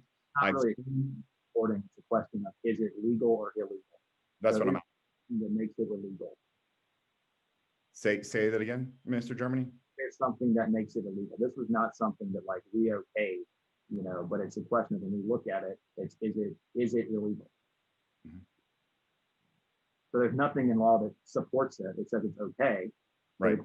There's nothing in law that says it's illegal either. Saying it's not prohibited. So there's the absence there. There's a vacuum of statutory guidance. Is that correct, Mr. Germany? Well, I think that's something that you guys in assembly. Right.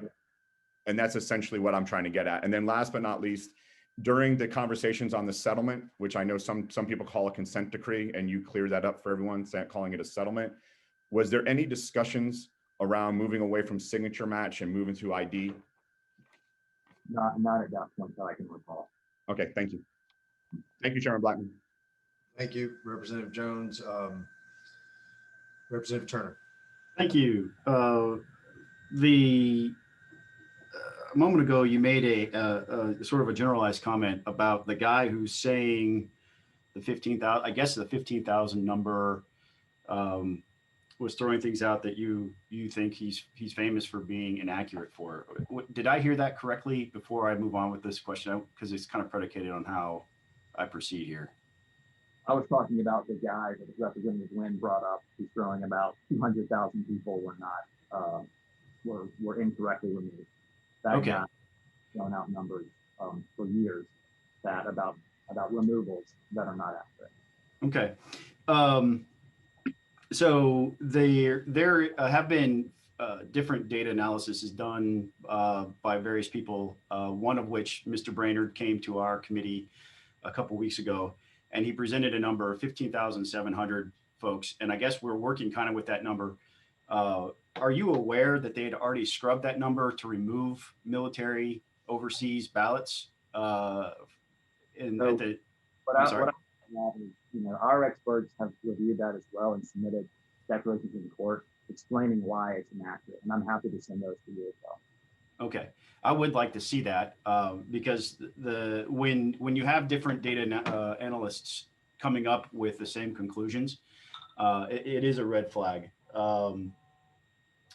There was a story made public this week that the Secretary's office has sent out 8,000 or so notifications for people who are potentially out of state and not qualified to vote in the January 5th. How did we arrive at that number? What we did to arrive at that number is looked at people who have filed an out-of-state MCOA and have also requested an absentee ballot. And what we sent them was, a letter that I'm happy to share with the committee that says, as a reminder, you have to be an eligible Georgia resident to vote. You might be, they very well might be, but they might not be. And so that was why we took that step. And how did you arrive at selecting those individuals to be notified? So we ran the list of people who filed an out-of-state MCOA Mm-hmm. and people who have requested an absentee ballot for the January 5th election. Uh-huh. Took out, I think, overseas military voters. Okay. Can you describe any details that you're able to share about the complaint that led you to, or led the office to decide to investigate the signature audit process in Cobb County? Sure. We got a complaint on November 23rd. I just looked at that because you asked me the date was. It was an allegation from someone who had worked at Cobb County in the primary. I think she was an employee of a different section, and they had pulled in people to help because of the increase in absentee voting in Cobb County. She said that they were checking signatures on absentee ballot applications, and then for ones that didn't match, they put them in a different pile, which is entirely appropriate. The problem was when she said, but later in the day, our supervisor told us just to process that pile of non-match signatures as well. So that was the thing. I think we had opened an investigation on that. I think the same day that we received the complaint. Our investigation, we reached out to Cobb County, see, okay, what can you tell us about this? We identified the supervisor who was alleged to have done that. Got a statement from him, and then we'll also speak to the complainant. I'm not sure if he's done that yet at this point. But that's part of the investigation. That's the investigation that led us to conduct the signature audit in Cobb County. And you mentioned that the complaint for that was received on November 23rd. Are you aware that some members of this committee and several members of the House sent a letter on the 28th encouraging the Secretary of State to engage in a signature audit? I don't dispute that. Okay. Well, if you're not, you may not be aware, but members of this committee, as well as other members of the House, did send a letter to the Secretary of State on the 28th of November requesting that a signature audit be engaged. For members of the committee and for the members of the public, I never received a written response. I did receive a verbal response acknowledging receipt of the letter, along with a verbal explanation that the Secretary of State's office did not have authority to do the signature audit. And that was the justification for not moving forward. Again, given to me verbally, but not in writing by the staff there at Secretary of State's office in a discussion that was held the week after Thanksgiving. So what changed? Why were you able to begin to do the signature audit after a lot of us had been requesting it in advance of the decision to make it? So I think a lot of the requests that we got had a lot to do with why we ended up doing that. Our goal is to try to do everything we can to so that people can have confidence in the election results. And this has obviously been a big point of contention. What we are seeing, the complaint that I mentioned, and we received it from the Republican Party, we've asked them, when they requested the audit that you guys also requested, send us any evidence that you have that this process was not properly done or that there's a problem here. And the only thing we've received is a complaint about absentee ballot applications in the primary in Cobb County. So that's why we're investigating that. We have, upon what we're looking at and asking anyone else to send us, we have not received any allegation that this was not properly done in the general election. What we generally limit our investigations to are complaints of fraud or irregularity. So that's what we were asking for, and we have not received that. I guess upon taking another look, we do have the authority to investigate election administration issues. And so that's not a typical thing that we do without a specific complaint, because these are law enforcement investigations. Our investigators are post-certified officers, and they show up to question you or whoever's. And so, I do think we need to be careful about how we open investigations because of all the complaints. There's not complaints, but all the requests to do this, including from the president. Then we decided for sort of the best, the best. So what am I trying to say? We want to provide everybody the most confidence that they can have in the election results. And so that's why we're doing it. Thank you. I actually appreciate that it's being done. I think it's necessary because every part of this election should be verified and also areas of improvement be identified. And I think it will go a long way for that. So I commend the office for deciding to do it. And I know it's going to be a tedious process. A lot of people think it's a silver bullet that will allow us to try to change the results of this election. And that's not it at all.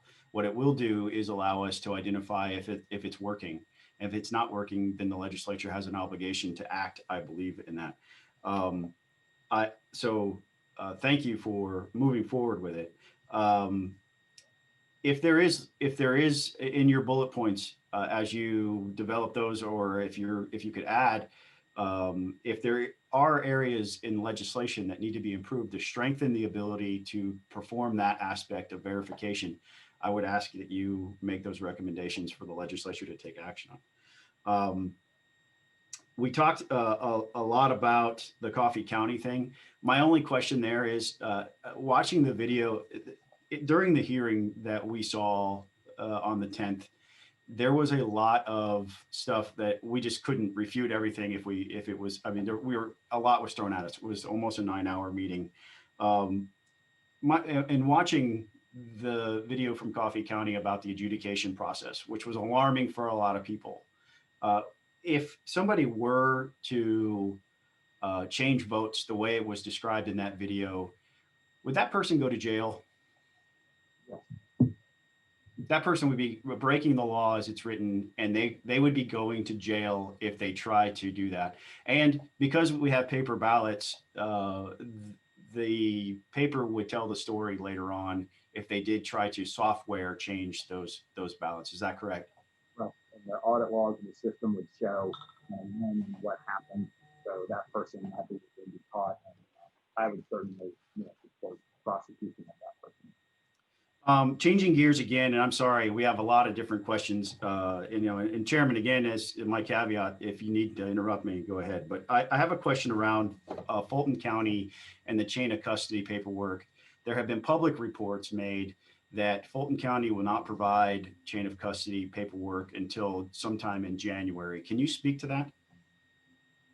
I cannot speak to that. Okay. Does anybody in your office have any insight that they can offer to the committee regarding that decision by Fulton County?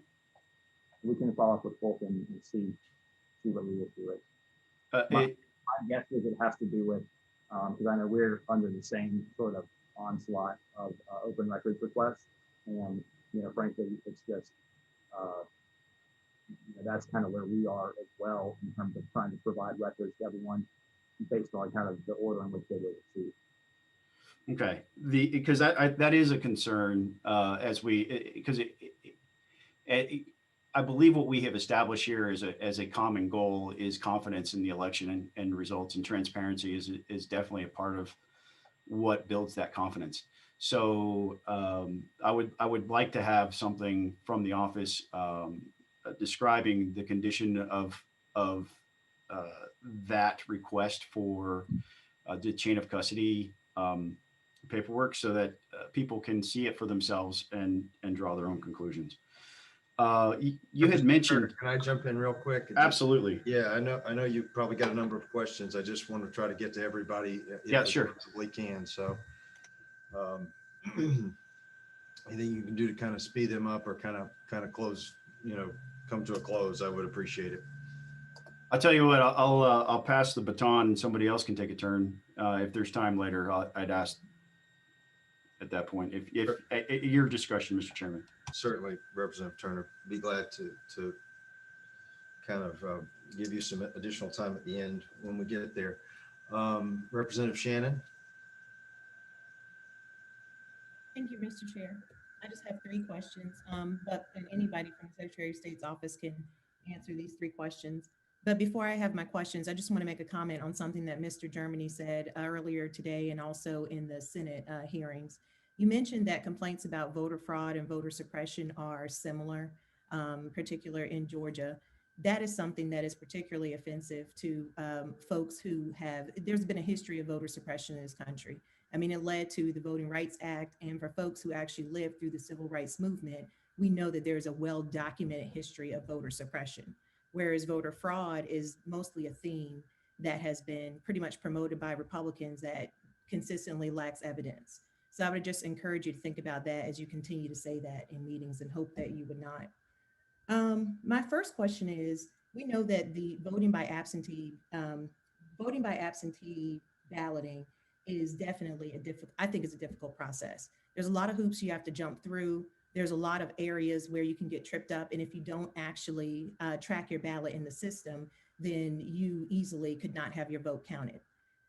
But you've mentioned, the Secretary of State mentioned that he believes that not having a stated reason that you want to use the absentee balloting process potentially leads to fraud. Just what evidence or what specific proof do you have in Georgia or in any state that not having a stated reason leads to fraud? So I'll answer the first one first. What I was referring to is what we saw after 2018 and what we're seeing after 2020. And I'll just speak for myself, what I saw, because I was in the same place in both of them.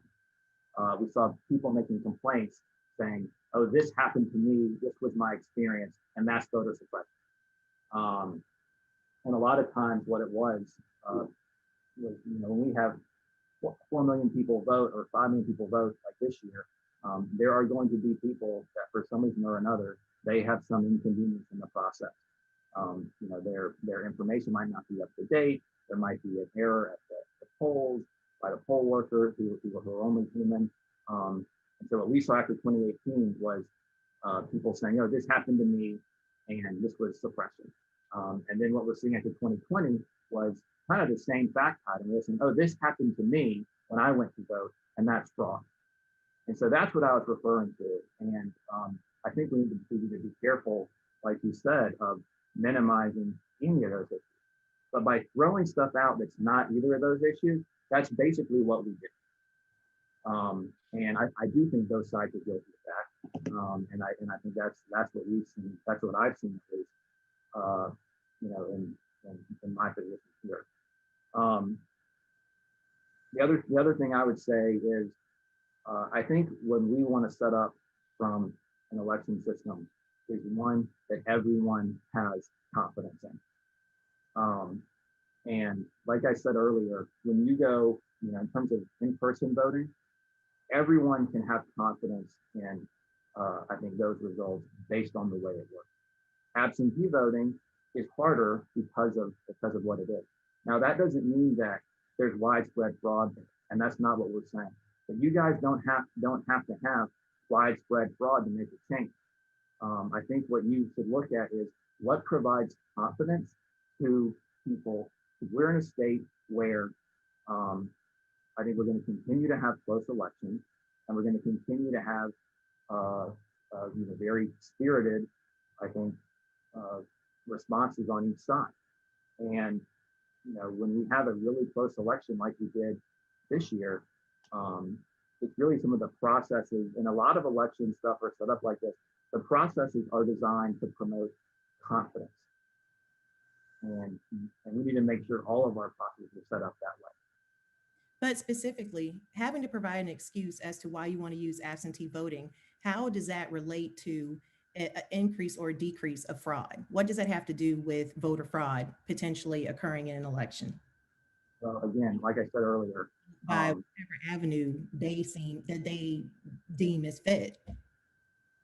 So like I said earlier, I don't think fraud is really the best word, because it implies an intentionality that we often don't see in these investigations.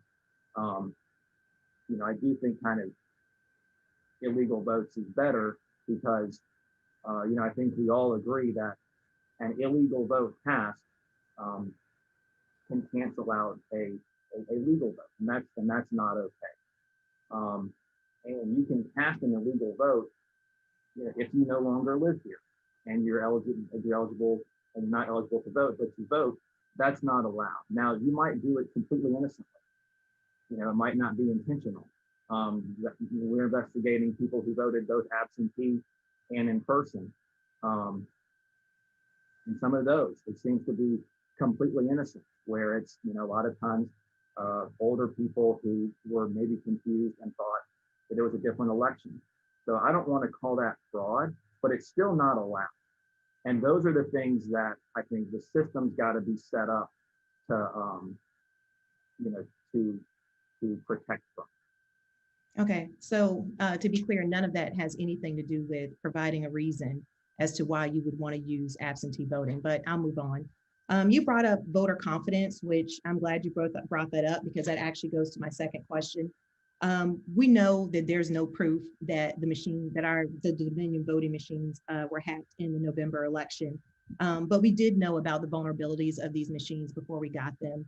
It was a reason that Democrats fought tooth and nail against this, and a few Republicans were not in support of getting the Dominion voting machines. And a lot of us really were advocating for hand-marked paper ballots because obviously they can't be hacked. We're in a situation now where we run elections and then we check on the back end to make sure that machines were not hacked. But I don't even know what we would do if we were to figure out that they had been hacked. I do think that, some of the reasons that we're having these committee meetings is that a lot of folks, their preferred candidate was not selected.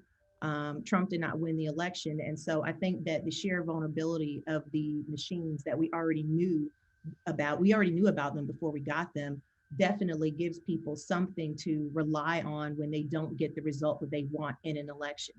Has there been any talk or any support from the Secretary of State's office about reconsidering going to hand-marked paper ballots?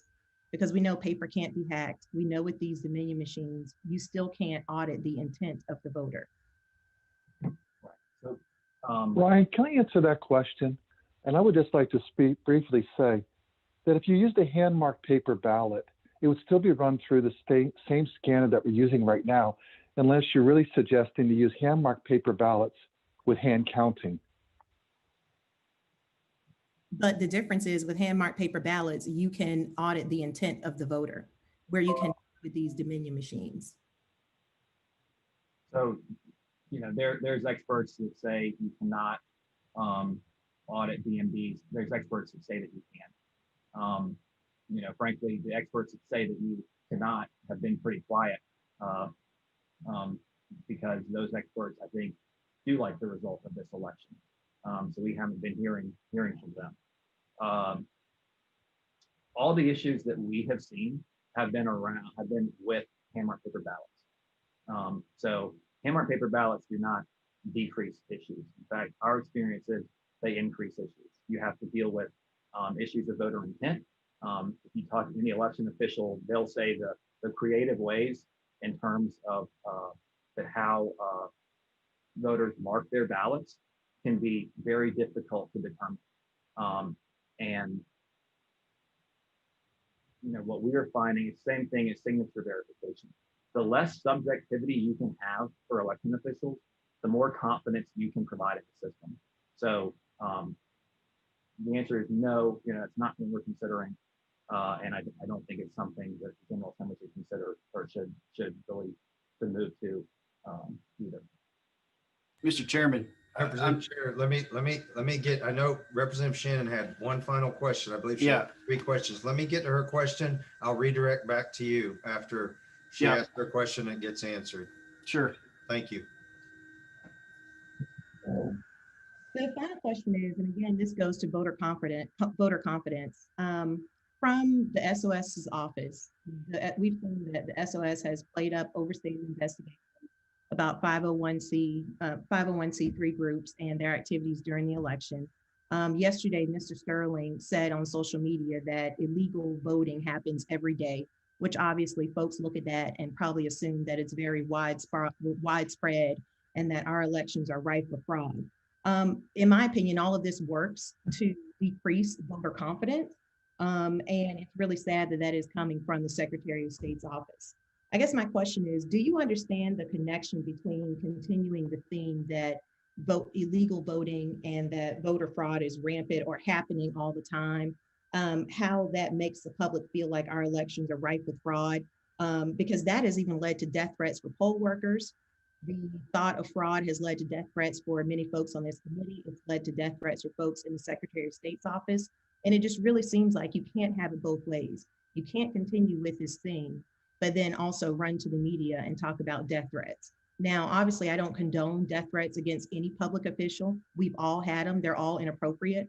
But it's kind of like you're perpetuating what's happening with the election. Do you understand that connection? So what we're trying to get out is accurate information. And I think what we've been trying to say about the November election is, no, we do not see anything. Can you hear me? Sorry. Anything that, in question the result of the election from a fraud or illegal votes perspective. You know, I think you know, so what we've been trying to say, and what I think experts on both sides would agree with, is that voter fraud, illegal votes are very rare. But that doesn't mean they're non-existent, and it doesn't mean that when it does happen, it's not important. And you know, I think you're going back to your discussion about voter suppression. An illegal vote suppresses the vote of a legal voter, and so you know it's not okay, even if it's, you know, unfortunately it's not from the protections that we already have in place around our system. It is certainly not widespread, and if it was widespread, we would be seeing things now that we don't see, that we're not seeing. Like, that's how we know, you know, that what we're looking at is a kind of an amount. I think the point that Gabe was trying to make was, there is no such thing as a perfect election. There's just not. But our election officials in Georgia overall do a great job, and I think they've done that same good work this year under very trying circumstances.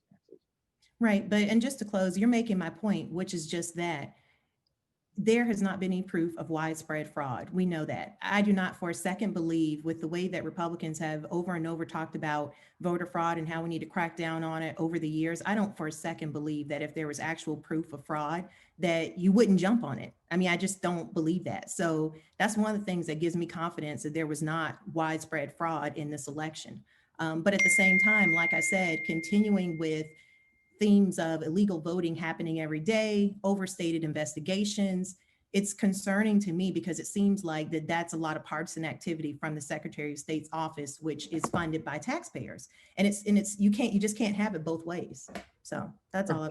And since you mentioned me specifically, fraud, but we don't see wide margins either in Georgia. And so, to minimize illegal voting is not something that we agree with in our office. And again, let me specifically on this if I can, Chairman Blackman. Yeah, sure. Please go ahead, Mr. Sterling. Specifically yesterday, it was illegal voting because there was a woman I bought my house from. And I had the evidence, and I'm following the process to go to Fulton County and challenge her ability to cast a legal vote because she signed an oath saying she lived in my house and could vote there. And that's just a specific example of it. And the whole point that Mr. Germany has made and Mr. Secretary has made is that there is always some level of illegal voting that occurs. We always have to work very hard to put up enough guardrails to stop that from happening. And we have specifically said, I remember in some of our early press conferences, I said, there is absolutely, we're going to find illegal votes because you always do. We have absolutely said, we've seen no evidence of widespread fraud, as Mr. Germany has pointed out and the Secretary has pointed out. We can hold both of these things in our minds at the same time, and they are both true. And the whole point of this office is we're trying to be as open and transparent and truthful about what we know, when we know it, and getting out to the public so they have an understanding. Because if you sit there and say no illegal voting happened at all, that strains credulity. If you say there was widespread voter fraud that flipped elections, that also strains credulity. So there is an ability to have both of these things in your head and think, and they can both be absolutely correct, both at the same time. And that's where reality lies. Right, but Turner. Let me just close with this. I think that no one is saying that you are saying that there's absolutely no fraud in elections. What we are saying is that there may be attempted fraud. It looks like our system captures that, but when we jump from there is illegal voting happening every single day, that makes people think that elections are ripe with fraud, and that is the reason that we are in this situation right now, which is that folks' preferred candidate did not win the election. So now people immediately jump to proof of fraud and making up conspiracy. You're right. Mr. Turner, you had a comment? Yeah, I just wanted to kind of piggyback a little bit off of Representative Shannon's earlier comment about the hand-marked paper ballots. And just to clarify, I don't agree with everything that Representative Shannon has said, but this point is very key. Mr. Germany, how many hand-marked paper ballots were there in this election?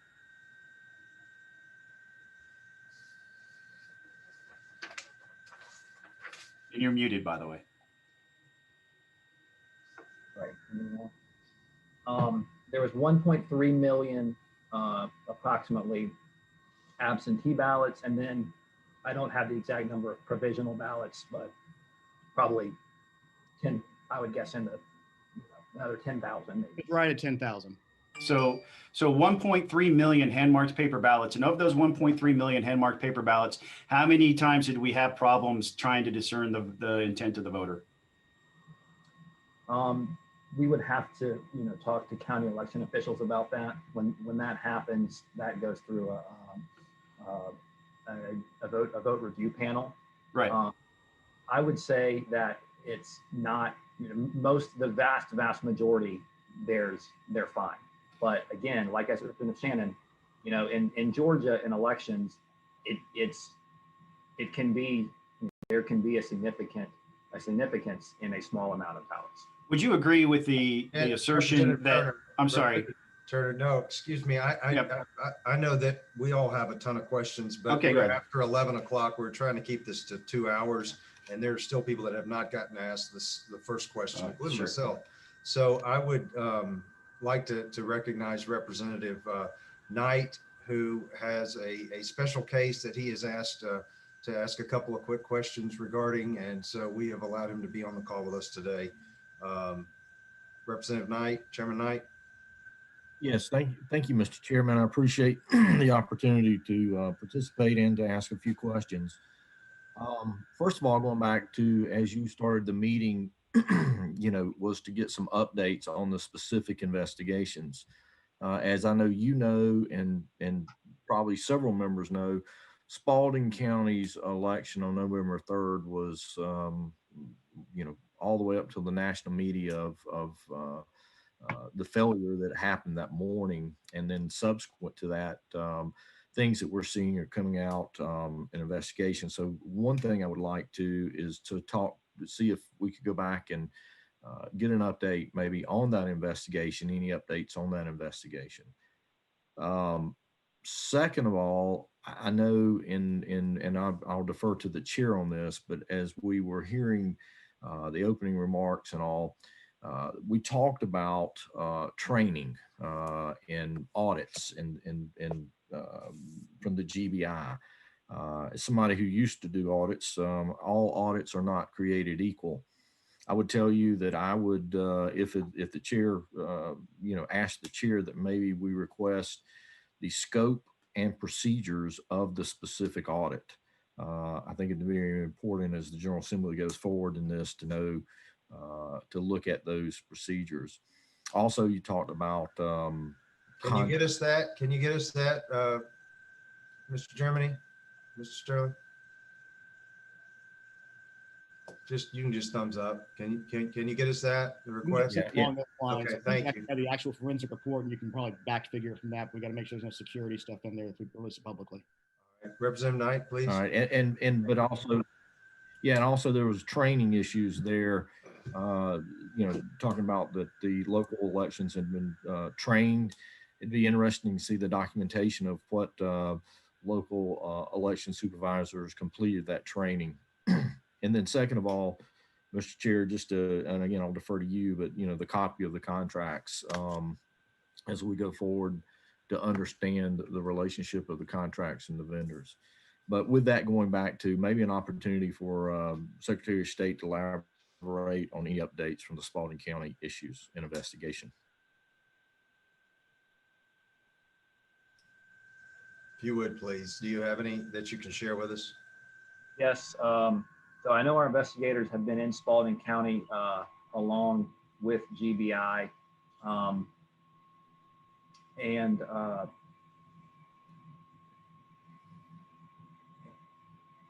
From what we are seeing in Spalding County on election day, there was an issue with poll pads not working correctly. That happened in both Spalding County and Morgan County. And I think what Chairman Knight was getting to with the training is, there is a backup for everything in elections because it's got to happen on that day. You can't stop voting. The way to the backup that should move through seamlessly is using ballot activation based on the ballot marking devices. Morgan County was able to do that pretty seamlessly. Spalding County Representative, or like the Chairman was saying, was not. We were able to help them get there, but it definitely provided for some consternation, I think, in the morning of election day in Spalding County. We also saw some videos of people getting things out of dumpsters and I think making allegations that certain things were thrown away. What we were able to confirm based off of that is that there was nothing that was problematic that had been thrown away. So that was, I think, good to be able to confirm that. We investigated that along with GBI. There are certainly issues in the Spalding County Elections Office. They are not new. They did not all of a sudden appear this election. And I think some of those are going, and that's what we're investigating. There's going to probably be violations from a paperwork perspective that we're looking at, and that's what we're doing. And I'll get a further update to you, Chairman Knight.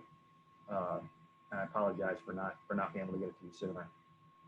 Well, I appreciate it, and I look forward to that. I do agree with some of the statements that are made here and the overall, as I think politically discuss, is it fraud or illegal? It doesn't matter. It's a vote that should not have counted. And again, because of, history and I guess my background, you made a statement that there's protections of the system, and that's why, there's training, there's the law, there's rules and regs, and there's specific training, backup procedures that are put out by the Secretary of State or to be followed. And I think your statement about protections around the system, I mean, that does include training. It includes the procedures that protect the process, if you will. We've heard mention of chain of custody. Those are things that I would like for this committee to start focusing in on as we go forward and maybe consider this. I know I will, as much as the chair will allow me to input into the committee process, but I would tell you that this confidence in the voters is dependent upon the system working, and that the procedures, the safeguards, the chains of custody, and all those issues were followed. Because if they're not, I can't tell you that, there was, or somebody can't tell you, oh, there was a fraudulent vote. I would tell you from a perspective of a history of, again, a long time ago auditing, if you can't follow the procedures and the safeguards in place, you also can't guarantee me that there was not either a fraudulent vote or an illegal vote. And quite frankly, that's where we are today. And I think it's a major part going forward. Thank you, Mr. Chairman. I would very much agree with that, Chairman Knight.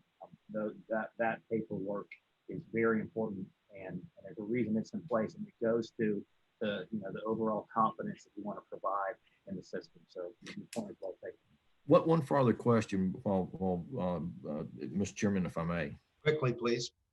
I know we've mentioned in just this most recent discussion, talked about signing an oath that, you lived here or, you are the voter, but I know there's code section about voter certificates. I know that process is electronically done through these poll pads, or there is also the backup or the older way when you got paper ballots, perhaps you got to refer back to them.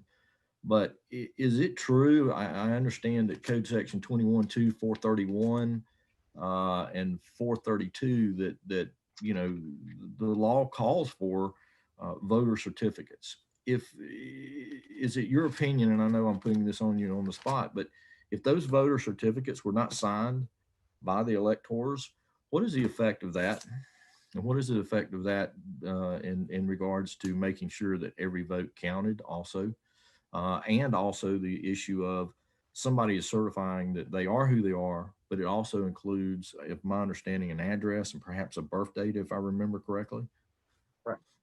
And the voter certificates are very important to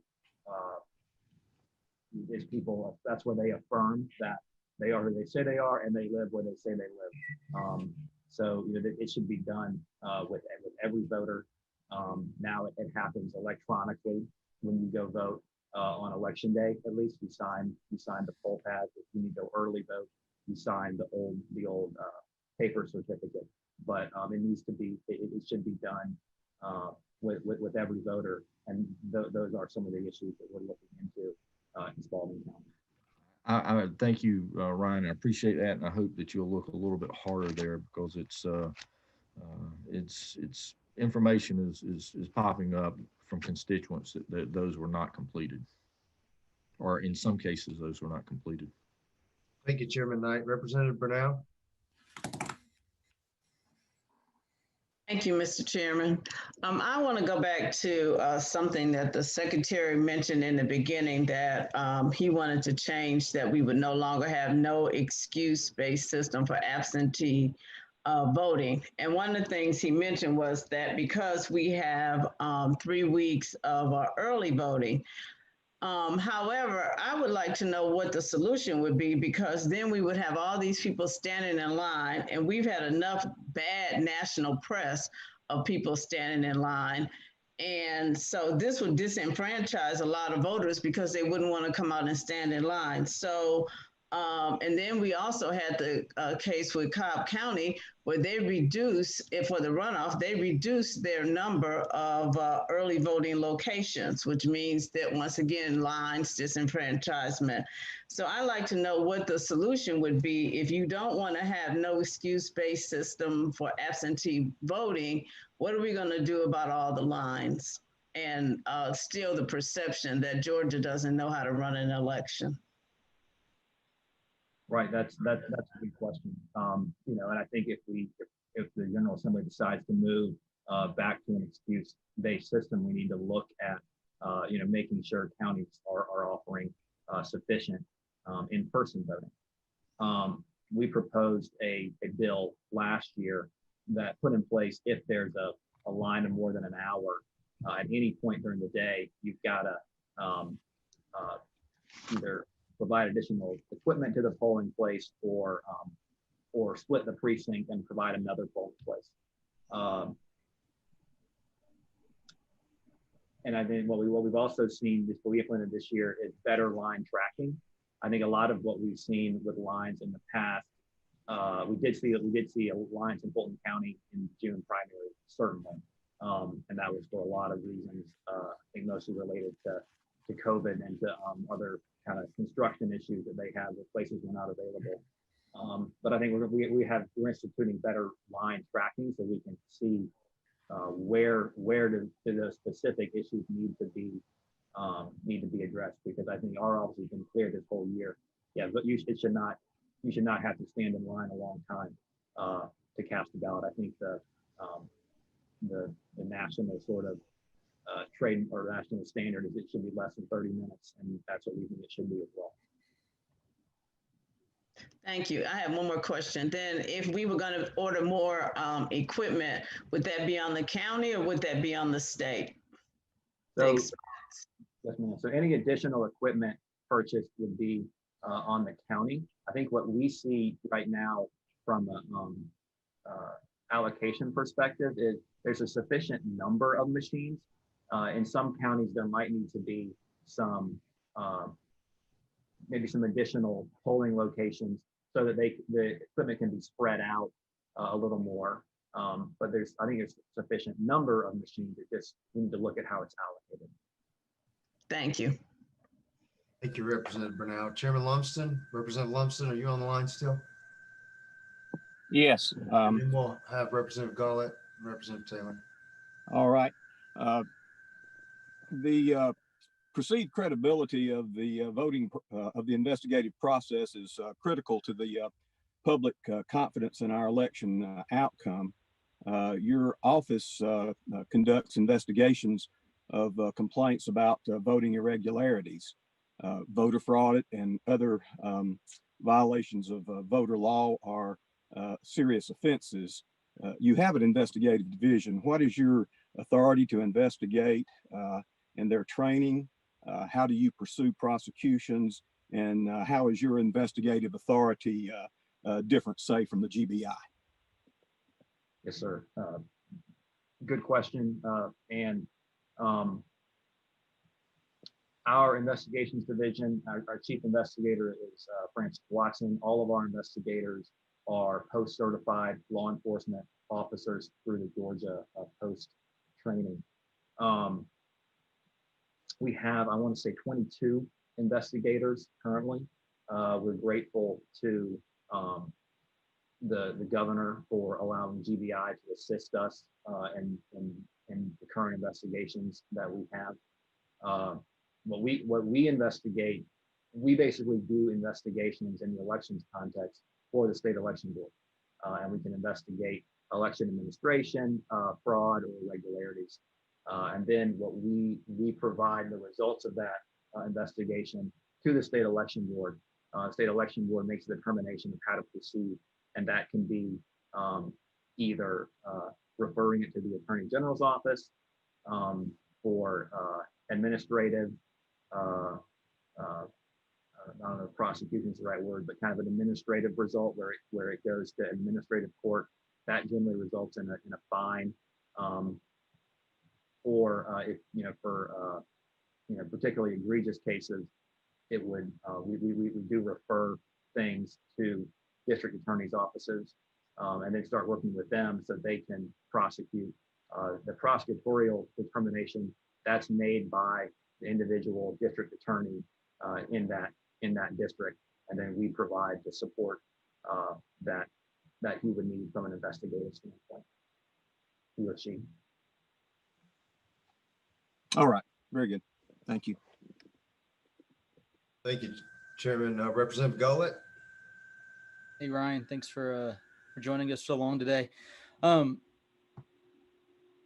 I probably, like most people on this committee, have a ton of constituents who just no longer have faith, I think, in the election that happened, and future elections. They've lost a lot of faith.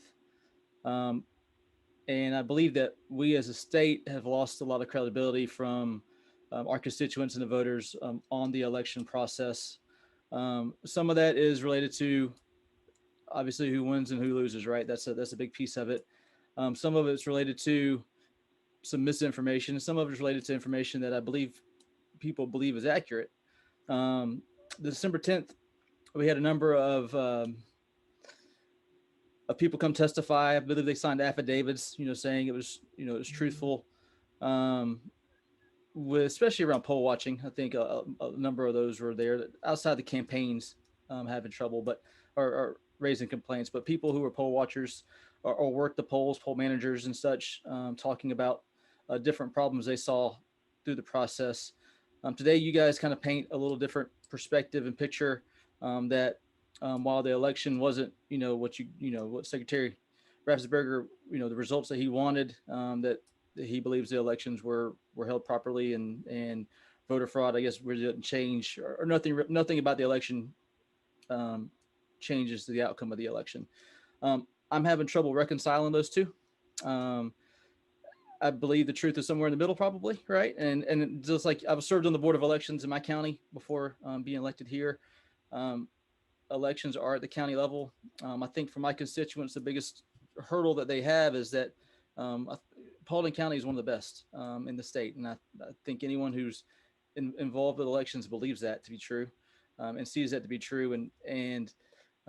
But a county who isn't the best can completely negate Paulding County's great work in the elections. And that's problematic. And we have to figure out a way. And I look forward to working with you guys to figure out a way for us to make that better. I'm not sure the state is the right answer. Making it a state election is the right answer, but somehow, Paulding County's big, but it's not big compared to other counties here. And it's really easy to some fraud to negate Paulding County's outcomes. And that's a problem. But I do have,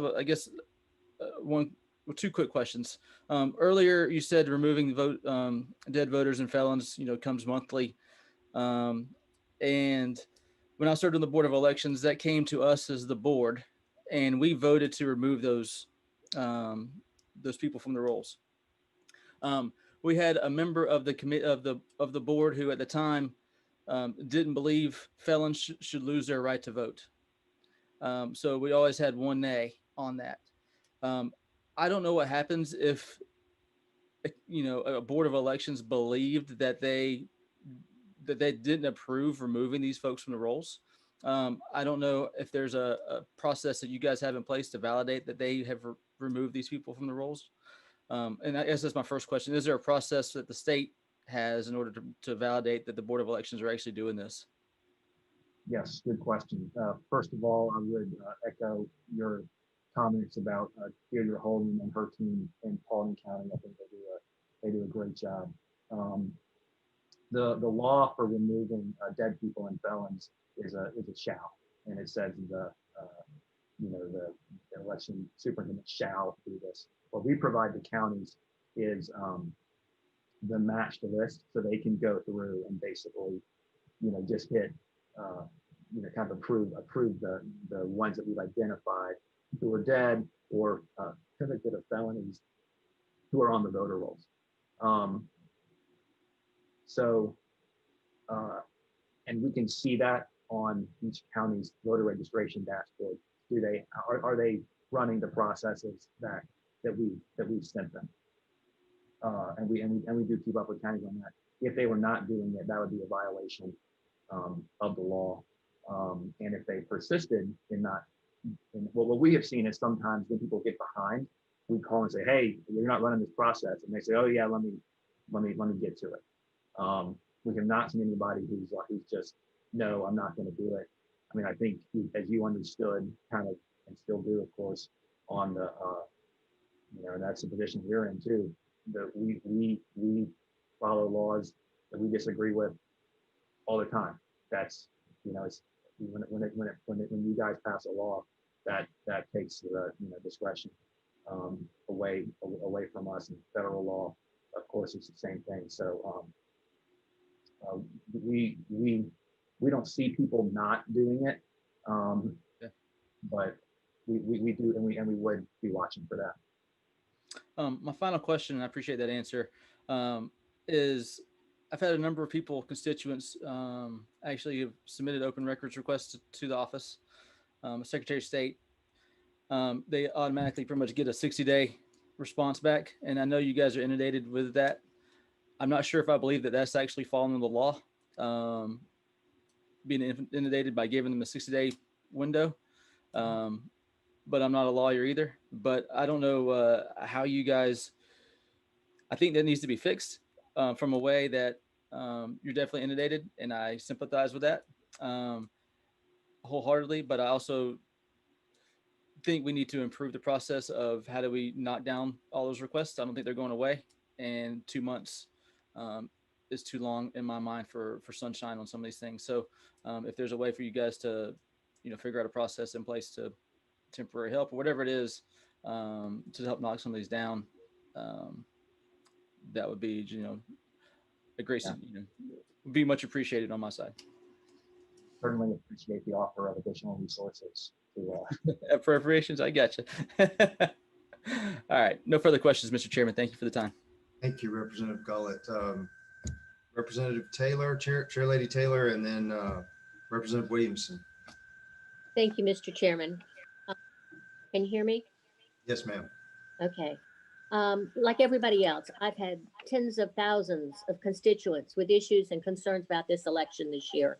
A lot of it has to do with things like the ballots. They don't like paper ballots. And there's a big concern about the comparisons of signatures. A lot of these are things that we've talked about.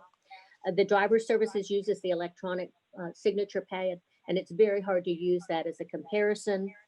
The biggest concern of what I received a lot of complaints is why the Secretary of State sent out requests for absentee ballots. I know myself, I received 4 or 5 in addition to the one from the state. People want to know what that cost and why we did it.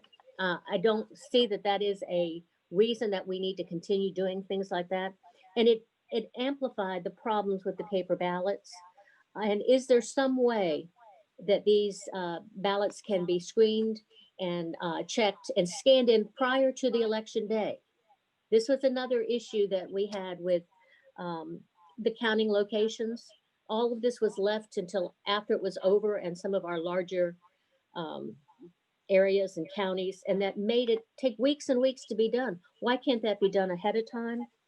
And if you can give me some of those answers, and then I have one other question. Thank you, Chairwoman. As to your first question about, yes, the Secretary of State's office did decide to send out absentee ballot applications for the primary election only. We did not send out any applications for the general election. The reason we did that was, as you can remember, that was kind of in the crux of COVID. And, a lot of counties were having a very difficult time even finding voting locations that would agree to remain voting locations. We also faced lawsuits where people were asking judges to order us to send out not applications, but actual ballots to everybody. And that did happen in a lot of states where people were ordered to send out actual ballots. So, we sent out applications to really for 2 reasons. One, to make sure that in the kind of crux of the COVID crisis, people could vote, and two, to make sure we protected Georgia's double signature verification process. If you send out ballots to everybody, you've gotten rid of an important protection that we have, which is in Georgia, signatures on absentee ballot applications have to be matched before the voter can even get a ballot. And so we wanted to make sure that was done, and that protection was not overridden. In the general, we did not send out any applications to anybody. A lot of third-party groups did, as you mentioned. I think I got the same amount that you talked about for the general election, that's something that I think is problematic because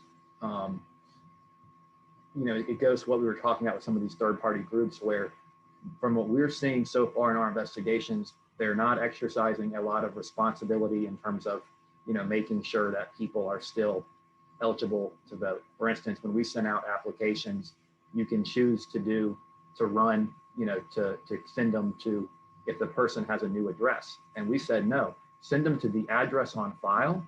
And if it comes back to us, then the county runs the return mail process like they normally do.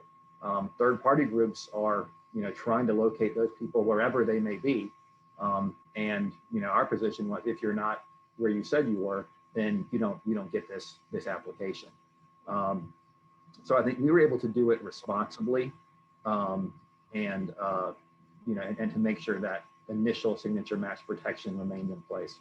For the general election, we put in place, with the backing of the state election board, an absentee ballot portal that introduced the concept of a photo ID to requesting an absentee ballot. And I think what we've seen is that not only is it not more difficult, in the same way that photo ID at the polls has not really, turned out to be a barrier, we've seen that people prefer it. Our online absentee portal requires your first name, last name, date of birth, and driver's license number to match before you're allowed to request a ballot. And I think that's even a better verification than a signature, because I don't even know my driver's license number. I have to look it up every time, or pull out my wallet and look at it every time. So that's what we did. And you asked another question that I forgot, Chairwoman. Well, it really, I don't want to prolong it because we've talked about this and beat this horse till it can't go anymore. But in closing, I think the security of the counting locations, I get it. This is a problem. We need to have 24/7 security there, better chain of custody. And I guess I'll just close with the perception becomes reality. And with our elections, this has caused a lot of lack of confidence in our election process. It's laid it on your doorstep, whether you want it or not. That's where it is. And we can look at this, and in reality, a lot of this is a local issue. I don't know how much control you have over locals, but I think you need to have more oversight on them. And the public puts it on you. So I would suggest strongly that you see that there is more security, and know that the people are watching. The people of Georgia, half of the state is not happy. So I think you realize that, and I would just ask you to please see that the security is there and know that we're here. We want to help and make these better. Thank you. Chairwoman Taylor, Chairman Black, if I can go into that second question she had, was discussing the early scanning of our ballots. And I believe, Mr. Germany, the SCB passed a rule that allowed for it for 2 weeks for the general, but we've now changed that. If you want to go over that real quick. Yes, that's right. Reminded me of your question. We did allow a rule for early scanning, but not tabulating of absentee ballots, to try to deal with the issue that you highlighted, Chairwoman.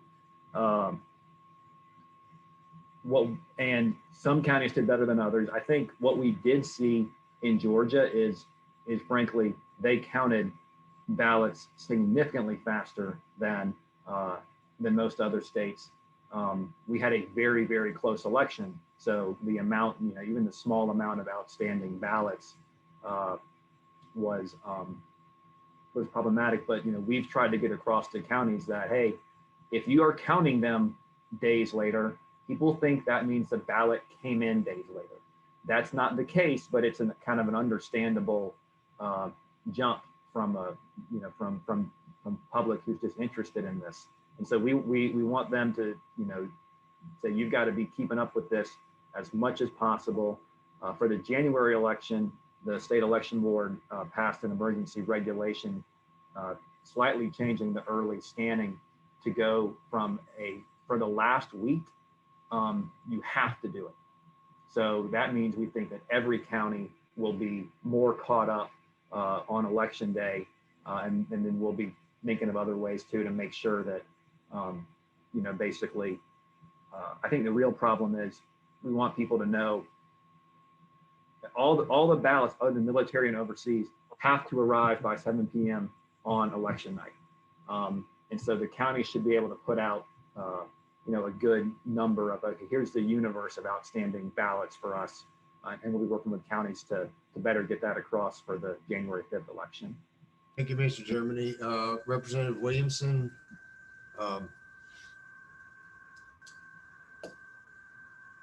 Your volume. Thank you, Mr. Chairman. And I appreciate the opportunity to ask a couple of questions. I'm trying to get to my questions. I guess my questions at this late date, and people seem to forget we've got a citizen legislature here, and many of us are at work and carving out time to take up this extremely important subject. My question is going to be directed to the Secretary himself. Is Secretary Raffensperger on the phone? Yes. So thank you, Mr. Secretary. I appreciate you joining us today and making this opportunity available for us to ask some hard questions. Just sort of in the same vein as Representative Taylor, we all represent different types of constituencies across this state. And my constituents are particularly upset about the perceived lack of transparency, the fact that they couldn't get anybody on the phone with the Secretary of State's fraud line. And just sort of fast forwarding is I have not heard any testimony today about answering some of the legitimate questions that folks have had about, frankly, what went on in Fulton County.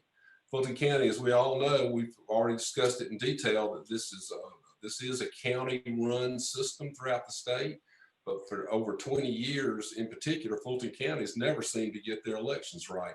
As recently as just past June, there was an AJC headline that read, virus, lack of preparation lead to Fulton County election disaster. So 20 years ago, I was searching for it. There was an article in the AJC where Representative John Lewis was saying it was a disaster, hours in line. 20 years ago, Fulton County was running their elections. Fast forward to this year, they're still running their elections. But it seems to me that there was not a lack of resources on the ground provided, be it training, money, observers, poll watchers, but just a complete mishandling of both the primary elections as well as the general election on November the 3rd. So my question to you, Mr. Secretary, is it true there was only one Secretary of State observer at State Farm Arena that night? And if so, was he also responsible for another location that was over a mile away? Is that true, Mr. Secretary? Well, thanks for your question, Representative Williamson. First, to your question of transparency, throughout this entire process, we've been very transparent, and also we have sent out several emails and constantly talking to the counties that everyone needs to understand that this election would be highly scrutinized. And this was before we had the questions of a very close election in the state of Georgia, really based on what happened in 2018 when Stacey Abrams ran her campaign and was beat by 53,000 votes by Governor Kemp. And the issues that surrounded that. So we wanted everyone to understand that this was going to be a highly scrutinized election. It was a very important election, and therefore, wherever you could, make sure that if you're going to err on the side of transparency. With your question about not responding to phone calls, the issue that we have is that we have only so many people to answer the phones. And as I'm looking here right now on my phone, I have calls that are coming in from all over the country. And this is an election that does have national importance, obviously, but it's really, I work for the people of Georgia, you work for the people of Georgia, and we are state elected officials, and we have received calls from all over the country. And I would encourage the people in other states to focus on their states, and we'll focus in on Georgia. But that does swamp our vote. And that's the challenge that we have, is really just having the resources, the HR resources, to get back to everyone. Also, though, that I would encourage everyone in your county, Walton County, if people have questions, counties run the elections, to call them. But obviously, we want to be responsive too, but we only have so many resources. That is the first issue. You also talked about Fulton County. And to your point, there was actually, you talked about 20 years. It's actually been 26 years. So for 26 years, Fulton County has been allowed to sit here and fester. And I'm the first Secretary of State that's actually done two things. One is we were allowed, we got a consent decree with Fulton County that put an observer in there based on the election that they ran in the middle of the year at the primary. If you go back to the AJC in 1994, they were talking about Fulton County. So we're the first office that has actually done something with some teeth. And that's why next year that we need the authority, or someone needs this authority, to be able to fire election directors and replace the entire board. I don't need the authority to hire. I need the authority to fire. And then they can go out and hire their own new people. And if they're incompetent, then I'll fire that next bunch. And I'll keep on firing until they get it right. And that's what you would do with anyone in corporate America.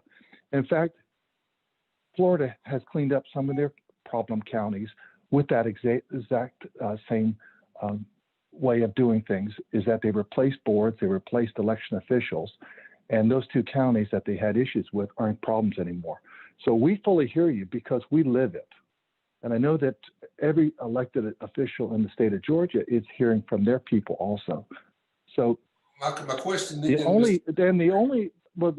other question, but to that point, the only reason the SOS was allowed to have a mantra in Fulton County was because of the SEB, the State Election Board, and the Fulton consent decree due to the June 9th meltdown failure. If it wasn't for that, we wouldn't even be able to have that. So we had the resources, and going forward, we'd like to have additional resources. But to your point, we obviously, share your concerns, and that's why the SEB acted on that. So Mr. Secretary, to clarify then, because this is news to me, you're saying it would have been illegal for the Secretary of State to have an observer on premises absent this judicial consent decree? No, I didn't say that at all. What I said is we had an observer that really had additional authority and oversight that you normally wouldn't have. We have investigators there, and we have had those for years with several secretaries of state, and we had investigators going back to the June, and we have investigators. We have 22 investigators to cover the entire state. Well, then in the same vein, because the number one question I get is, what's going to be different if there was chain of custody issues, if there was security tag issues, if there was observer issues from distancing and training and resources? What's changing for this upcoming election that we could have more assurance that that the procedures and processes that I think Representative Knight kind of described real well from his CPA background, what assurances do we have that we have these systems in place that will run more efficiently for this election? Well, let Gabriel and Ryan answer that because they're been working on those specific concerns that you just raised.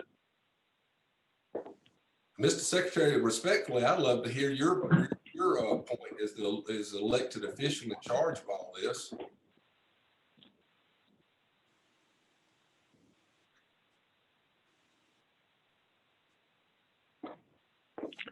Mr. Secretary?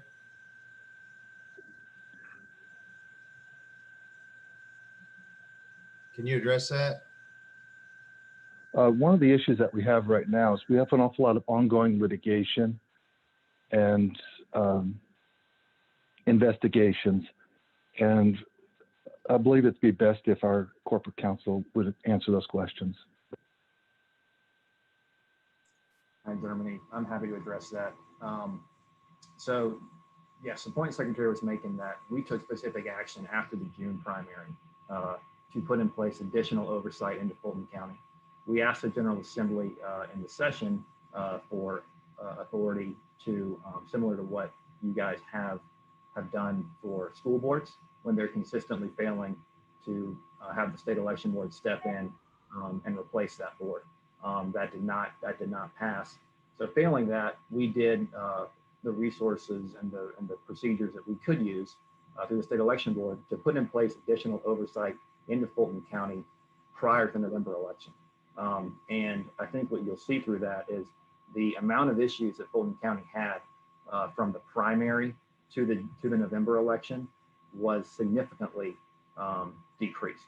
And I think it made for a much overall much better election than we would have had we not taken those additional steps.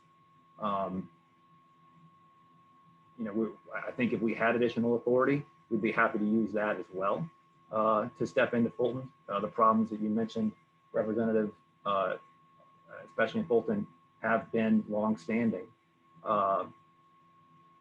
and it's a consistent issue. I think we did using the resources available to us everything possible this year to get as much monitoring in place prior to this year, prior to November, and that monitor is still in place for January. And so we have basically on the ground, basically people in the room there every day to monitor what they're doing. And one more thing, since they have multiple locations, what happens starting election night forward, we always had an investigator or the SCB monitor at both the English Street Warehouse and at State Farm where they're doing the ballot processing. And knowing what's happened since then, our intent is to have an investigator there essentially, or the SCB monitor at one of the two places at all times to keep track of that and make sure that it's all done properly. Now, everything we've seen on video shows that it was, but I understand that people's thoughts on that, and so does the Secretary. So he's instructed us to go down that path to make sure there's somebody who's directly accountable to our office or to the SCB in the room with them during all these processes. Or respectfully, Mr. Sterling, either or locations, it doesn't make sense to me. I don't understand why you don't have two people at both locations. Well, that's what I'm saying. There will be two people, be either an investigator or the SCB monitor will always be at one of the two locations. We're coordinating those activities. Well, that's fine with me if you have 4 at each location. But to your point, you point out that Representative Knight, Chairman Knight, had issues in Spalding, and our issue is we have 22 investigators, and there's issues that pop up every day. So on election day, we always disperse them around the state. So I think we all agree Fulton needs some focus, but we have to be aware that there's going to be issues that pop up because human beings run elections in other parts, in Chatham, in Thomas, in Brooks. You never know where it's going to be.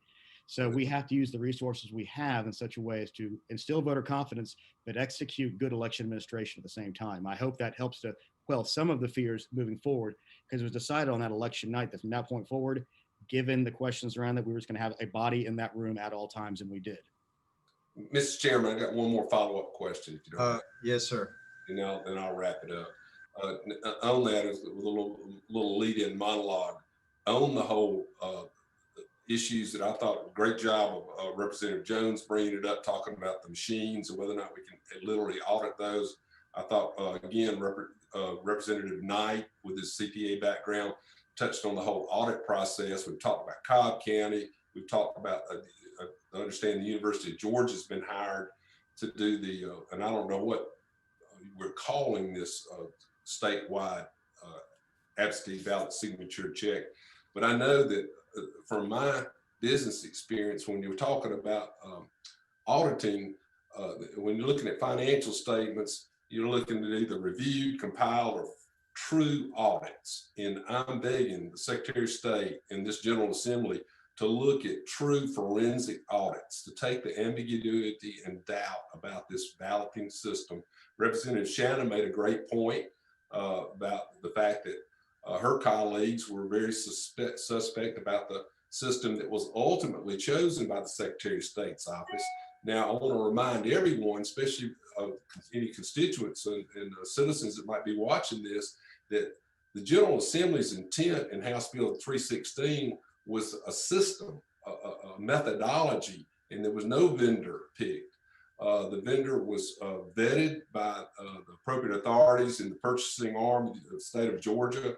And then I understand that several approved vendors were qualified through the bid selection process. And then the ultimate choice came down to the Secretary of State's office themselves. So that being said, I would like to know if the Secretary of State, given the discussion around and the concerns about the Dominion scanning and tabulate software, Mr. Secretary, would you commit to conduct an official manual recount of all 3 races prior to the state certification of the January the 5th runoff?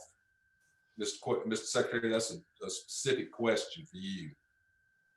Well, to go back to your first question, though, I would like to make the point that, as I think Billy Gabriel Sterling made it, absentee ballots by their very nature are subjective. So that's the challenge with the signature match. And that's why when we migrated and we came out with that absentee ballot portal, which connected you to Department of Driver Services, which is a much better, secure way of going.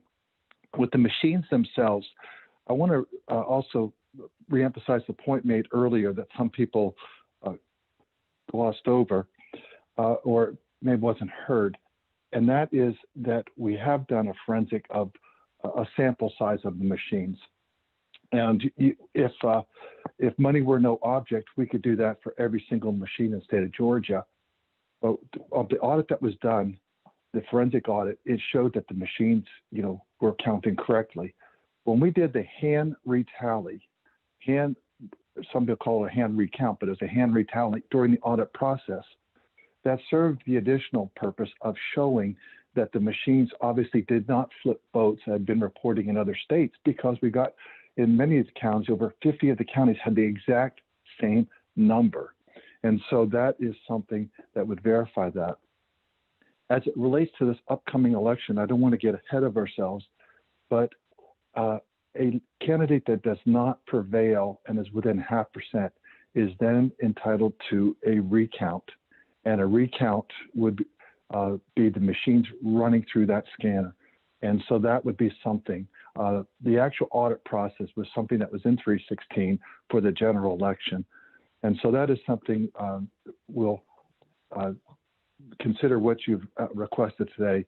But we also understand that really it's that 0.5% difference in the vote. So if there was a 2% difference, 4%, 5%, or something like that, then those would be the results. And I don't believe anyone would question the results. But I do appreciate the national significance of this. But what we've shown is that the machines are accurately tabulating. And that's very important for everyone to consider. And perhaps we've put that to bed by doing the 100% hand count or the retally during that audit process. Thank you. Thank you, Mr. Secretary. The ballot marking device, we've got 2 pieces of equipment.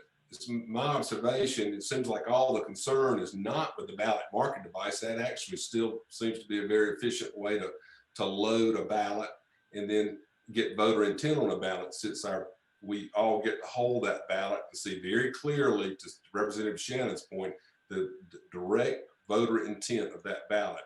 It seems to me that any mischief that may or may not be going on, and again, a true forensic audit, a robust forensic audit will validate it one way or the other, is in the scanning software, the tabulating software, of which I don't have an IT background. I defer to Representative Jones. I understand he had to get on off the call today.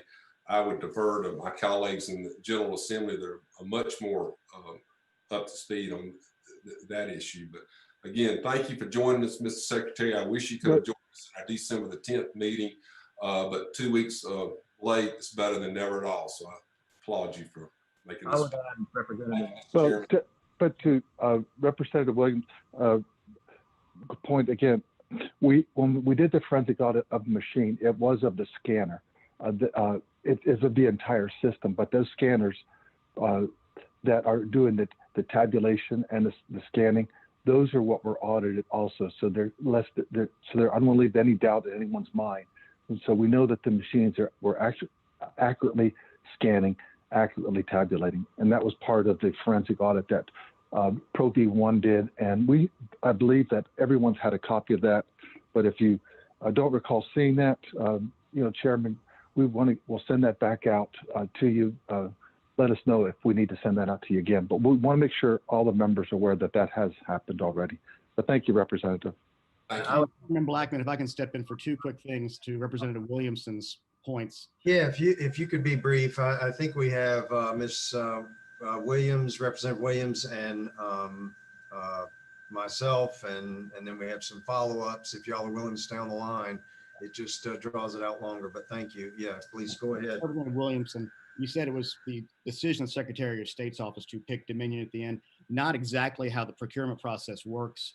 We had a scoring system that was set up and a team of people that was majority not SOS staff, but experts and county election division managers and disability experts and IT security experts were the ones who did the scoring. And then when we put together the RFP, we actually lowered the price percentage on there so there wouldn't be a price-driven decision. And when that happened, the scoring came out to Dominion and then ES&S, who was the incumbent vendor. Then our office went into negotiations with both of them because they were relatively close, but not really, really close. And they both sharpened their pencil and came back and lowered the price for taxpayers again. And Dominion remained on top after that. So there was no choice. We follow the law and the rules of the state procurement system. So it's not like it was chosen over something else based on an internal belief. It was based on a scoring system that is put together by the Georgia procurement law. And then to the Secretary's point, by doing the hand tally, it showed that the counting was done properly by the machines. And something people may not understand in the process of this, before every single machine is put out to be used in an election, whether it be for early voting, the counting of absentee ballots, or election day voting, it goes through a logic and accuracy test. And in that logic and accuracy test, each and every machine, that hash value is checked against what we call the golden record to make sure it is running the correct software and there hasn't been any hacks. And everybody needs to understand that the scanners, the BMDs, and the election management systems are all air gapped. They are not touched by the internet. I know we have to keep on saying these things because we have to break through some of this stuff sometime, but the forensic audit that we did on the randomized sampling around the state, again, showed that every machine had the right hash value, there was no hacking, and then the hand tally showed that they counted those ballots as they were marked properly. So I just want to make that very clear. And it wasn't like a choice, it was a following the law that got to this procurement. Representative Williams, Mayor Francis Williams, you have a quick question you asked? I'll try to be quick as my predecessors. So I'm from Cobb. Thank you, Mr. Chair. I think my main concern is voters in my district being able to vote and knowing that their votes are counted. And that's what I'm hearing from constituents. I'm getting the thousands of emails that I know all of us are getting, but I would say about 30 are from people who actually are, who live in my district, and not many more from that are even from Georgia. Voters in my district are concerned with how long it takes to vote and their vote being counted, as I said. I understand Cobb was chosen for an audit, and I know I'm making a statement. I'll get to a question. Cobb was chosen for an audit of our absentee ballot Signature Audit. And I want to say I'm very proud of our Cobb Elections Board and our Cobb Director. And I can't imagine that the ability of Cobb folks being able to choose our own elections director and our own elections board being able to be a part of that. One of my main concerns, there's so much talk during this conversation about getting rid of no excuse absentee voting and starting to require driver's licenses. And I've done a lot of work with aging folks and also the disability community. And my question is, how are you going to be able to make it possible for people who don't need a driver's license and don't have one to be able to vote if you make it dependent on driver's license? And this question has come up before. I think we need to take a hard look at it. And I just would like to know how you intend to handle that so you don't disenfranchise older and disabled voters. I would normally want Ryan to answer that question, but it looks like he's muted and stepped away from his computer. Oh, there he is. Is he back? Ryan? Back. Okay, good. I did catch the last end of the question. Yes, I think you raise a very important point. That's something that we deal with in basically all of the election laws and processes. The fact is, the vast majority of people do have a driver's license or state ID, and we can use that to make things easier and to make work better. You do have to have a process for people that don't.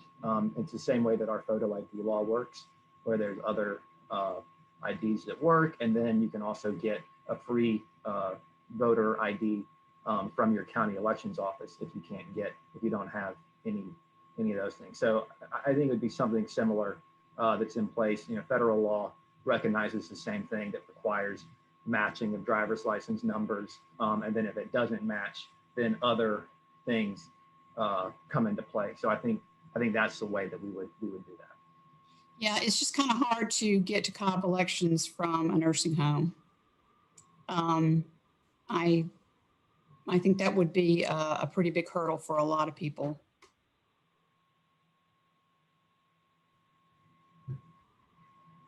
Thank you.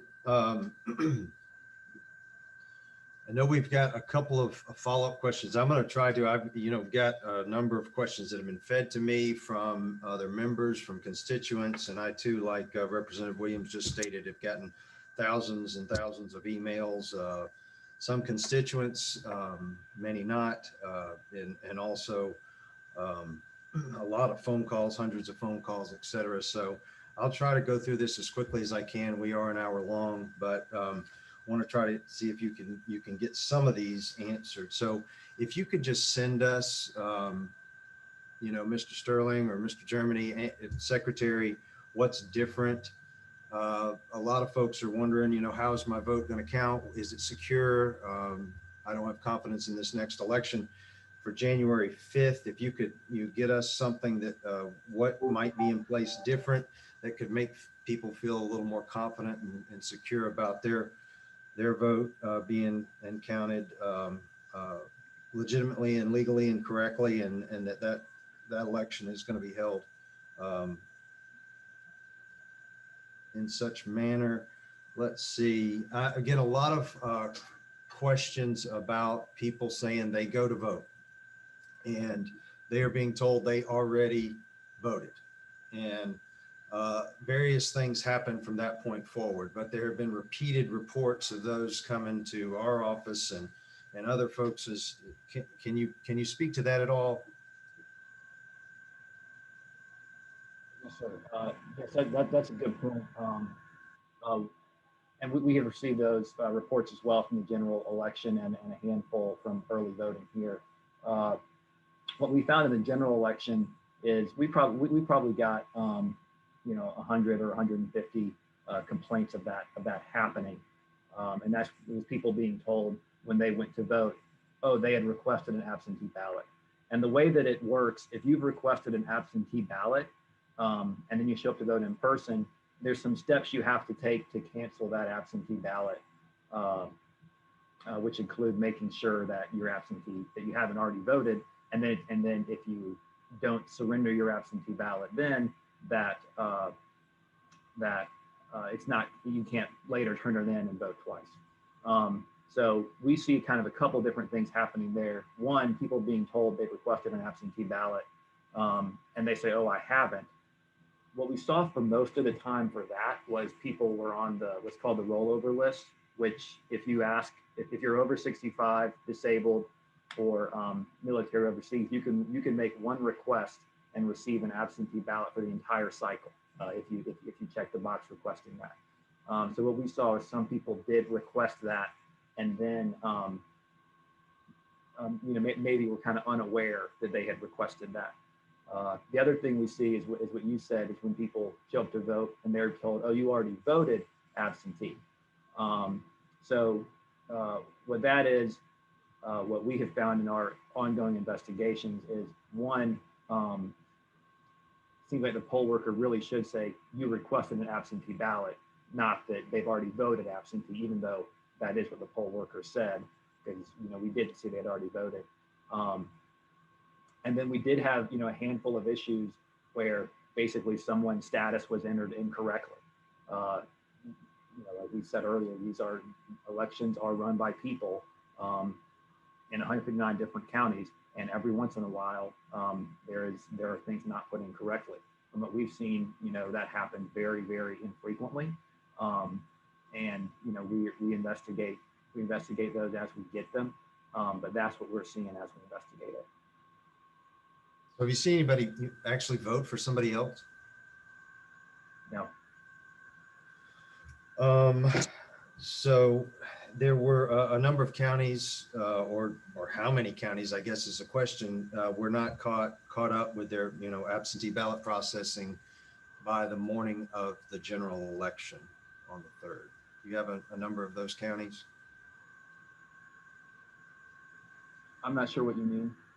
Well, it seemed to take counties several days, and I just wondered how many of them were actually caught up with all the absentee ballot processing that they were allowed to do by election morning. Well, I can step. Yeah, go ahead, Dave.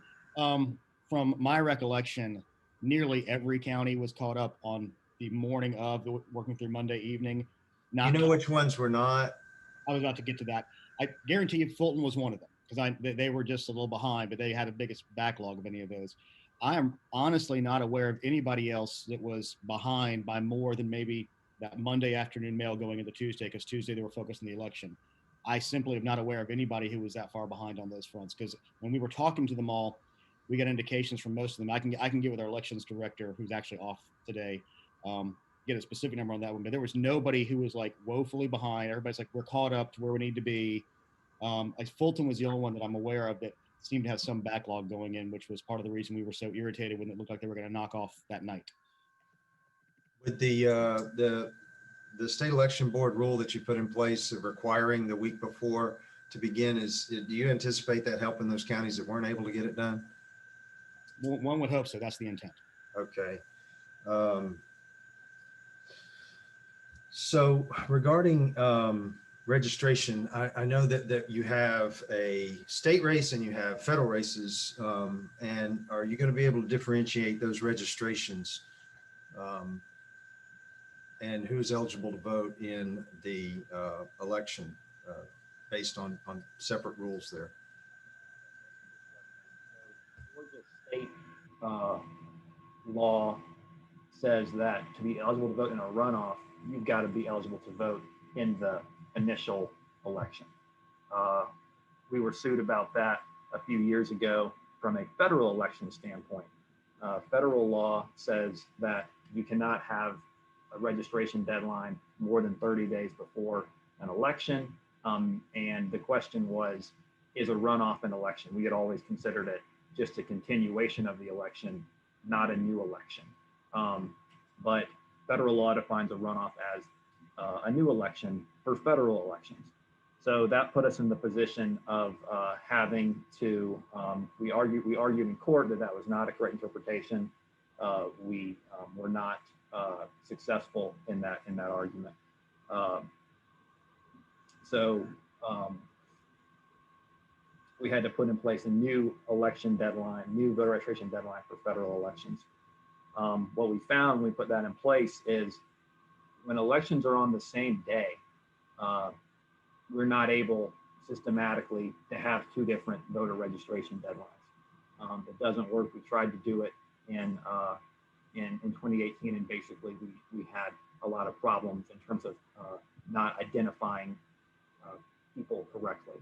And so it doesn't work. And so that put us in a position of having to choose between which law we follow, the federal, the state law, and talking with the Attorney General's office, the U.S. Constitution says that federal law always prevails over a conflicting state law, so or even a conflicting state constitution.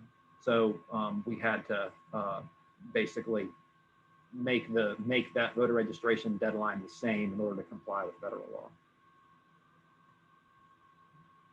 I would say that that's another instance of the Secretary referred to where, federal law kind of comes in and does something that, messes us up, basically. Thank you. Jumping quickly to the, and I know there are just dozens and dozens of questions that I'm not going to be able to get to here, but just quickly, I can try to ask these quickly if y'all could answer them quickly. The consent decree that's spoken about broadly back from March 6th. What was Gwinnett? I mean, they were sued. I understand. What was their process before? Their process prior to that agreement was similar to what's in the settlement agreement. We spoke with them about what they did before we agreed to anything. What were they sued over? They were sued over signature matching. I guess is my question. What was it before and what was it after? So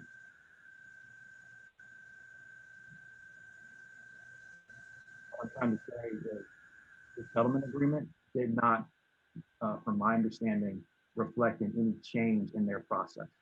In terms of what were they, why did the Democrats sue them? You're going to have to ask them. Who were parties in the agreement? The plaintiffs were the Democratic Party of Georgia, the Democratic, the DSCC, and I think the DCCC. Now, the absentee by mail, the applications that went out, I know we touched on that a little bit earlier. Was there a particular law or legal precedent that Secretary of State that you used to do that application mailing? No. No? No. I know there were some other follow-ups. I think I have, generally speaking, tried to touch on some of these as best I can. Let me real quick, Mr. Turner, Representative Turner, I know you wanted to readdress if you could. If you were asking whether or not us sending out absentee ballot applications is authorized by law, I believe that it is.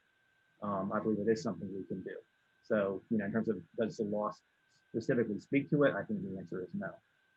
Well, I believe it was a noble goal, but we're not a nation of goals, we're a nation of laws. And I just wanted to know where that stood regarding our laws and the state of Georgia. So I think I get your answer, unless you have anything to follow up on with that.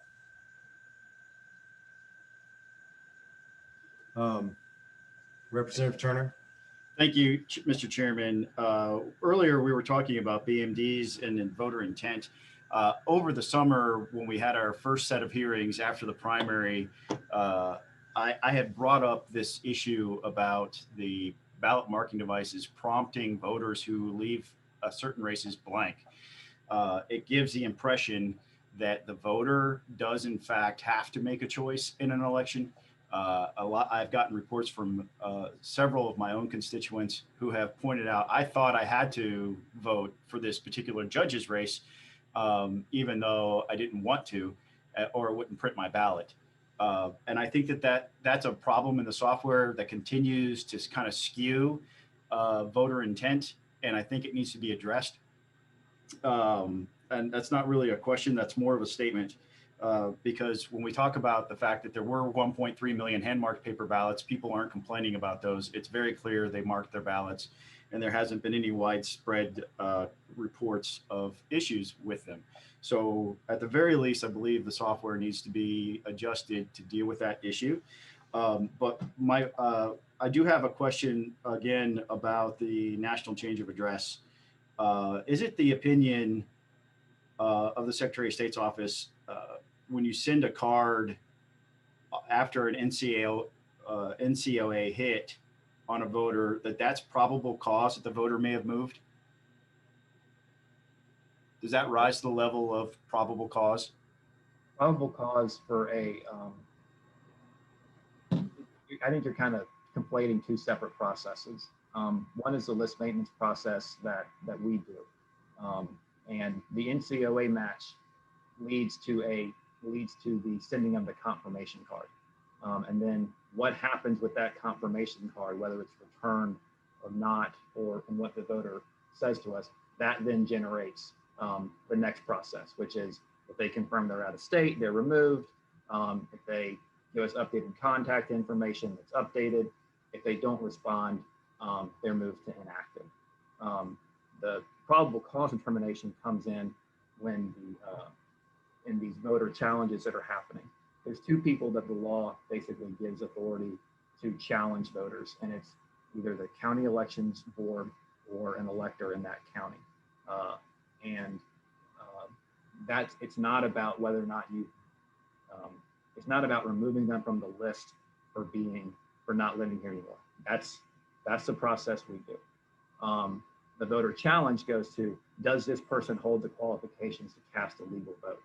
And to challenge someone, you've got to show with your submission to the county elections board, and it's a determination made by the county elections board that probable cause exists that they do not hold those qualifications. So, that's up to the county elections board, and that's up to basically what the challenger submits. Is there anything in law that requires a county elections board to check if an elector is being challenged based on a national change of address form being submitted? To check what? To check. So there have been several challenges around the state where people are using NCOA as I guess Mr. Sterling could potentially, when he challenged the lady in Maryland who's using his address, is that sufficient to rise to the level of probable cause, in your opinion? So, that's a determination that's left to each county elections board.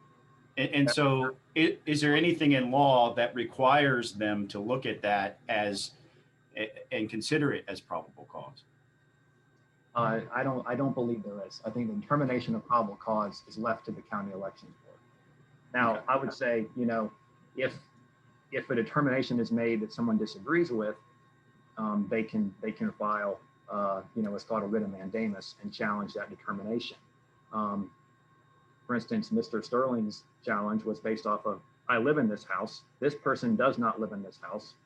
I know they don't live here. So that's different than, I think, a list of NCOA. So where each county board is going to set that, it's kind of like judges. Different judges reach different determinations, even based on the same amount of evidence. Thank you for that. We heard. Rep. Turner, can I skip to Representative Gullett real quick? I know we're kind of, yeah. I think we're running out of time with the Secretary of State's office. They've been generous with with their time. I want to thank them for that. But Representative Gullett, you had a quick follow-up question. I think Chairman Powell had a quick one as well. Yeah, I did. This is for the Secretary Raffensperger. If the election was only in Fulton County, would you have certified this election?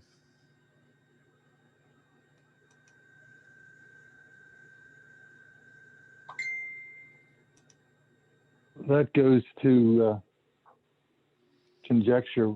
We deal with what we have, and we have 159 counties. Now I would just add, Chairman, this is Ryan. What we certify, what we are doing when we certify is we are totaling the certified results from each county.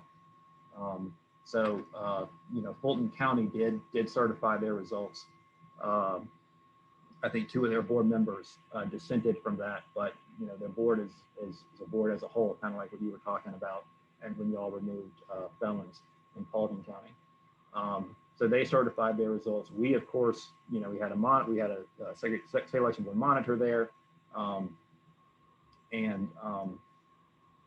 know, what we are looking for is, you know, is there something that, you know, we are seeing that basically puts in question these results that are being certified by the county, and it's not saying that everything happened perfectly. Like Representative Knight made the point, you know, there's paperwork that's required, it's important, but if it's not done 100%, that doesn't mean we don't certify an election. It's never meant that before, and it doesn't all of a sudden mean that now. Chairman Powell, oh, what was that, Representative Gullett? I was just saying thank you. Chairman Powell, can you be quick? I can, maybe.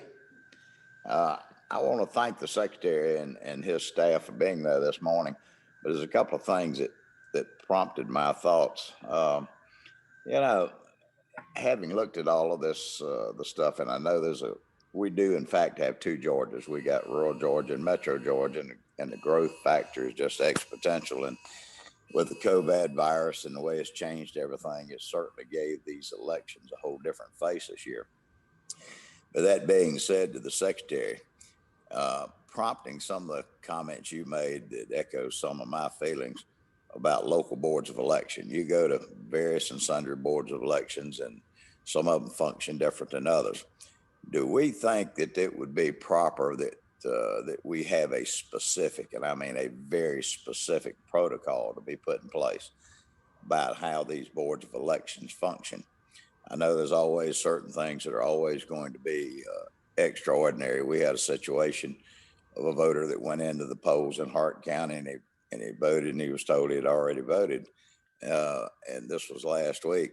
Then to find out that the clerk that had checked him in was hitting the button twice. One was saying that he voted, and of course they replaced her promptly. But because of that, would it not be in order that we put specific ironclad protocols in there about how these boards of elections, how they will function, and so it does away with this perception of any type of wrongdoing, that human factor, to see if we can somehow move forward and put these laws in just very specific fashion. Chairman Powell, you raise up a very good point. To be on a county election board is an incredible responsibility, and it's not to be part of a social club or a point on your resume. And what I've seen is many of the counties really take their responsibility. The election board members take their responsibility very seriously, and that's a good thing. What I have found, though, is sometimes it seems that it's more of a point of, I'm on this election board. There's a lot of hard work in election. Our election officials work very, very hard. We have, in fact, it was mentioned earlier about Paulding County, Deidre Holden, and many of you are very proud of your election directors for your counties, and rightly so. My point of this is that on election night, we have people that are involved in these. In fact, one of our state election board members, Matt Mashburn, was put on this board this year. He was the Senate nominee. Lieutenant Governor Jeff Duncan put him on. And this man, he's an attorney. He's been visiting the precincts and election offices and monitoring elections, going all the way back to Ann Lewis and Mr. Strickland's days, and has been following this very closely. And he was actually in English Avenue location on election night. And so that speaks to the involvement of one of our state election board members. And that, I think, is to be highly commended. And so to your point, I believe that it's a high responsibility. We want to make sure that we have fair and honest elections. And so that is something, obviously, the will of the General Assembly. But I think your point is very well taken. Thank you for raising it. Yeah, specifically, and that would mean that we need to have more oversight over the local elections board so that they understand that specifically this is how they operate. So we don't have complaints like we heard at our last committee meeting week before last. A lot of things gave me great concern that prompted me to call for that statewide audit. Last subsequent question, and I'll get on, but on this statewide audit that I understand that you have now decided to do, how are y'all coming along? I understand you've taken up Cobb County, but when will y'all be moving into the other counties? As it relates to Cobb County, I was there yesterday morning before we began the process. We had 18 teams of 3, 2 GBI agents and 1 Secretary of State investigator looking at that. Once the computers, were basically uploaded, the information was active. I left because it is an active investigation, and so they're doing their work with GBI and our office. There was the comment that they were hopefully working on so many per hour, multiply that by 18 teams, and so you can work through the numbers. We're hopeful that we'll accomplish that before Christmas, but we'll have to see how that goes. It's a very timely process. In fact, I believe one of the guest speakers that you had at your earlier hearing, J. Christian Adams, said to do a full statewide audit would take several months, I believe was what his testimony said. So it is a long process, but our hope is to enroll into the other counties as soon as we can, and we'll get that time frame to you. We don't have that set yet, but we're working on that, and as soon as we have a date for you, we'll let you know. Could you tell me what the percentage of the variable percentage that y'all will be working from to see if there is if there was any fraud or a percentage of it? Have y'all made that decision yet on the percentage of the absentees that y'all will be sampling? We haven't made that decision yet. In state law, to be somewhat consistent, we have a 90% confidence level for the audit of the ballot marking devices. So we might set that percentage, might set it higher. We just have to look at what that looks like. But we'll be leaning into the team that'll be leading that, and then following their recommendations. Be sure. I hope we're on the same wavelength, but we're talking about the exact match on the absentees. Is that correct? Right. We're talking about the absentee ballot exactly. Audit yes, sir. Study. Yes. Yes. Thank you, Chairman Powell. I'm gonna move on here. We have been excessively long, and I just want to thank. I know y'all may have to drop off. I want to thank the Secretary Raffensperger, very much for indulging us with a generous amount of time this morning. Same with Mr. Germany, Mr. Sterling. Thank you. Merry Christmas to you. If you need to jump off, I'm just going to take a final minute or two with the committee here and just say that 2020 has presented itself a workload, an immense workload for our committee, and y'all have answered the call, and up to including here the day before Christmas Eve. So I just want to extend a special thank you from myself to each and every one of you for your engagement and your participation and what you've done. And I especially want to give a special thank you to 2 members that should we not have another meeting, in the next couple of weeks, or be able to circle up in the next couple of weeks.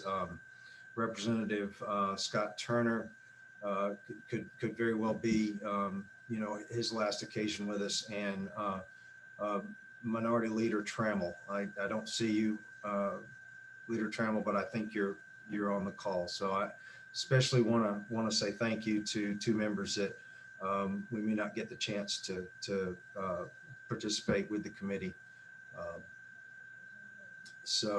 And if y'all have a comment, I would certainly yield.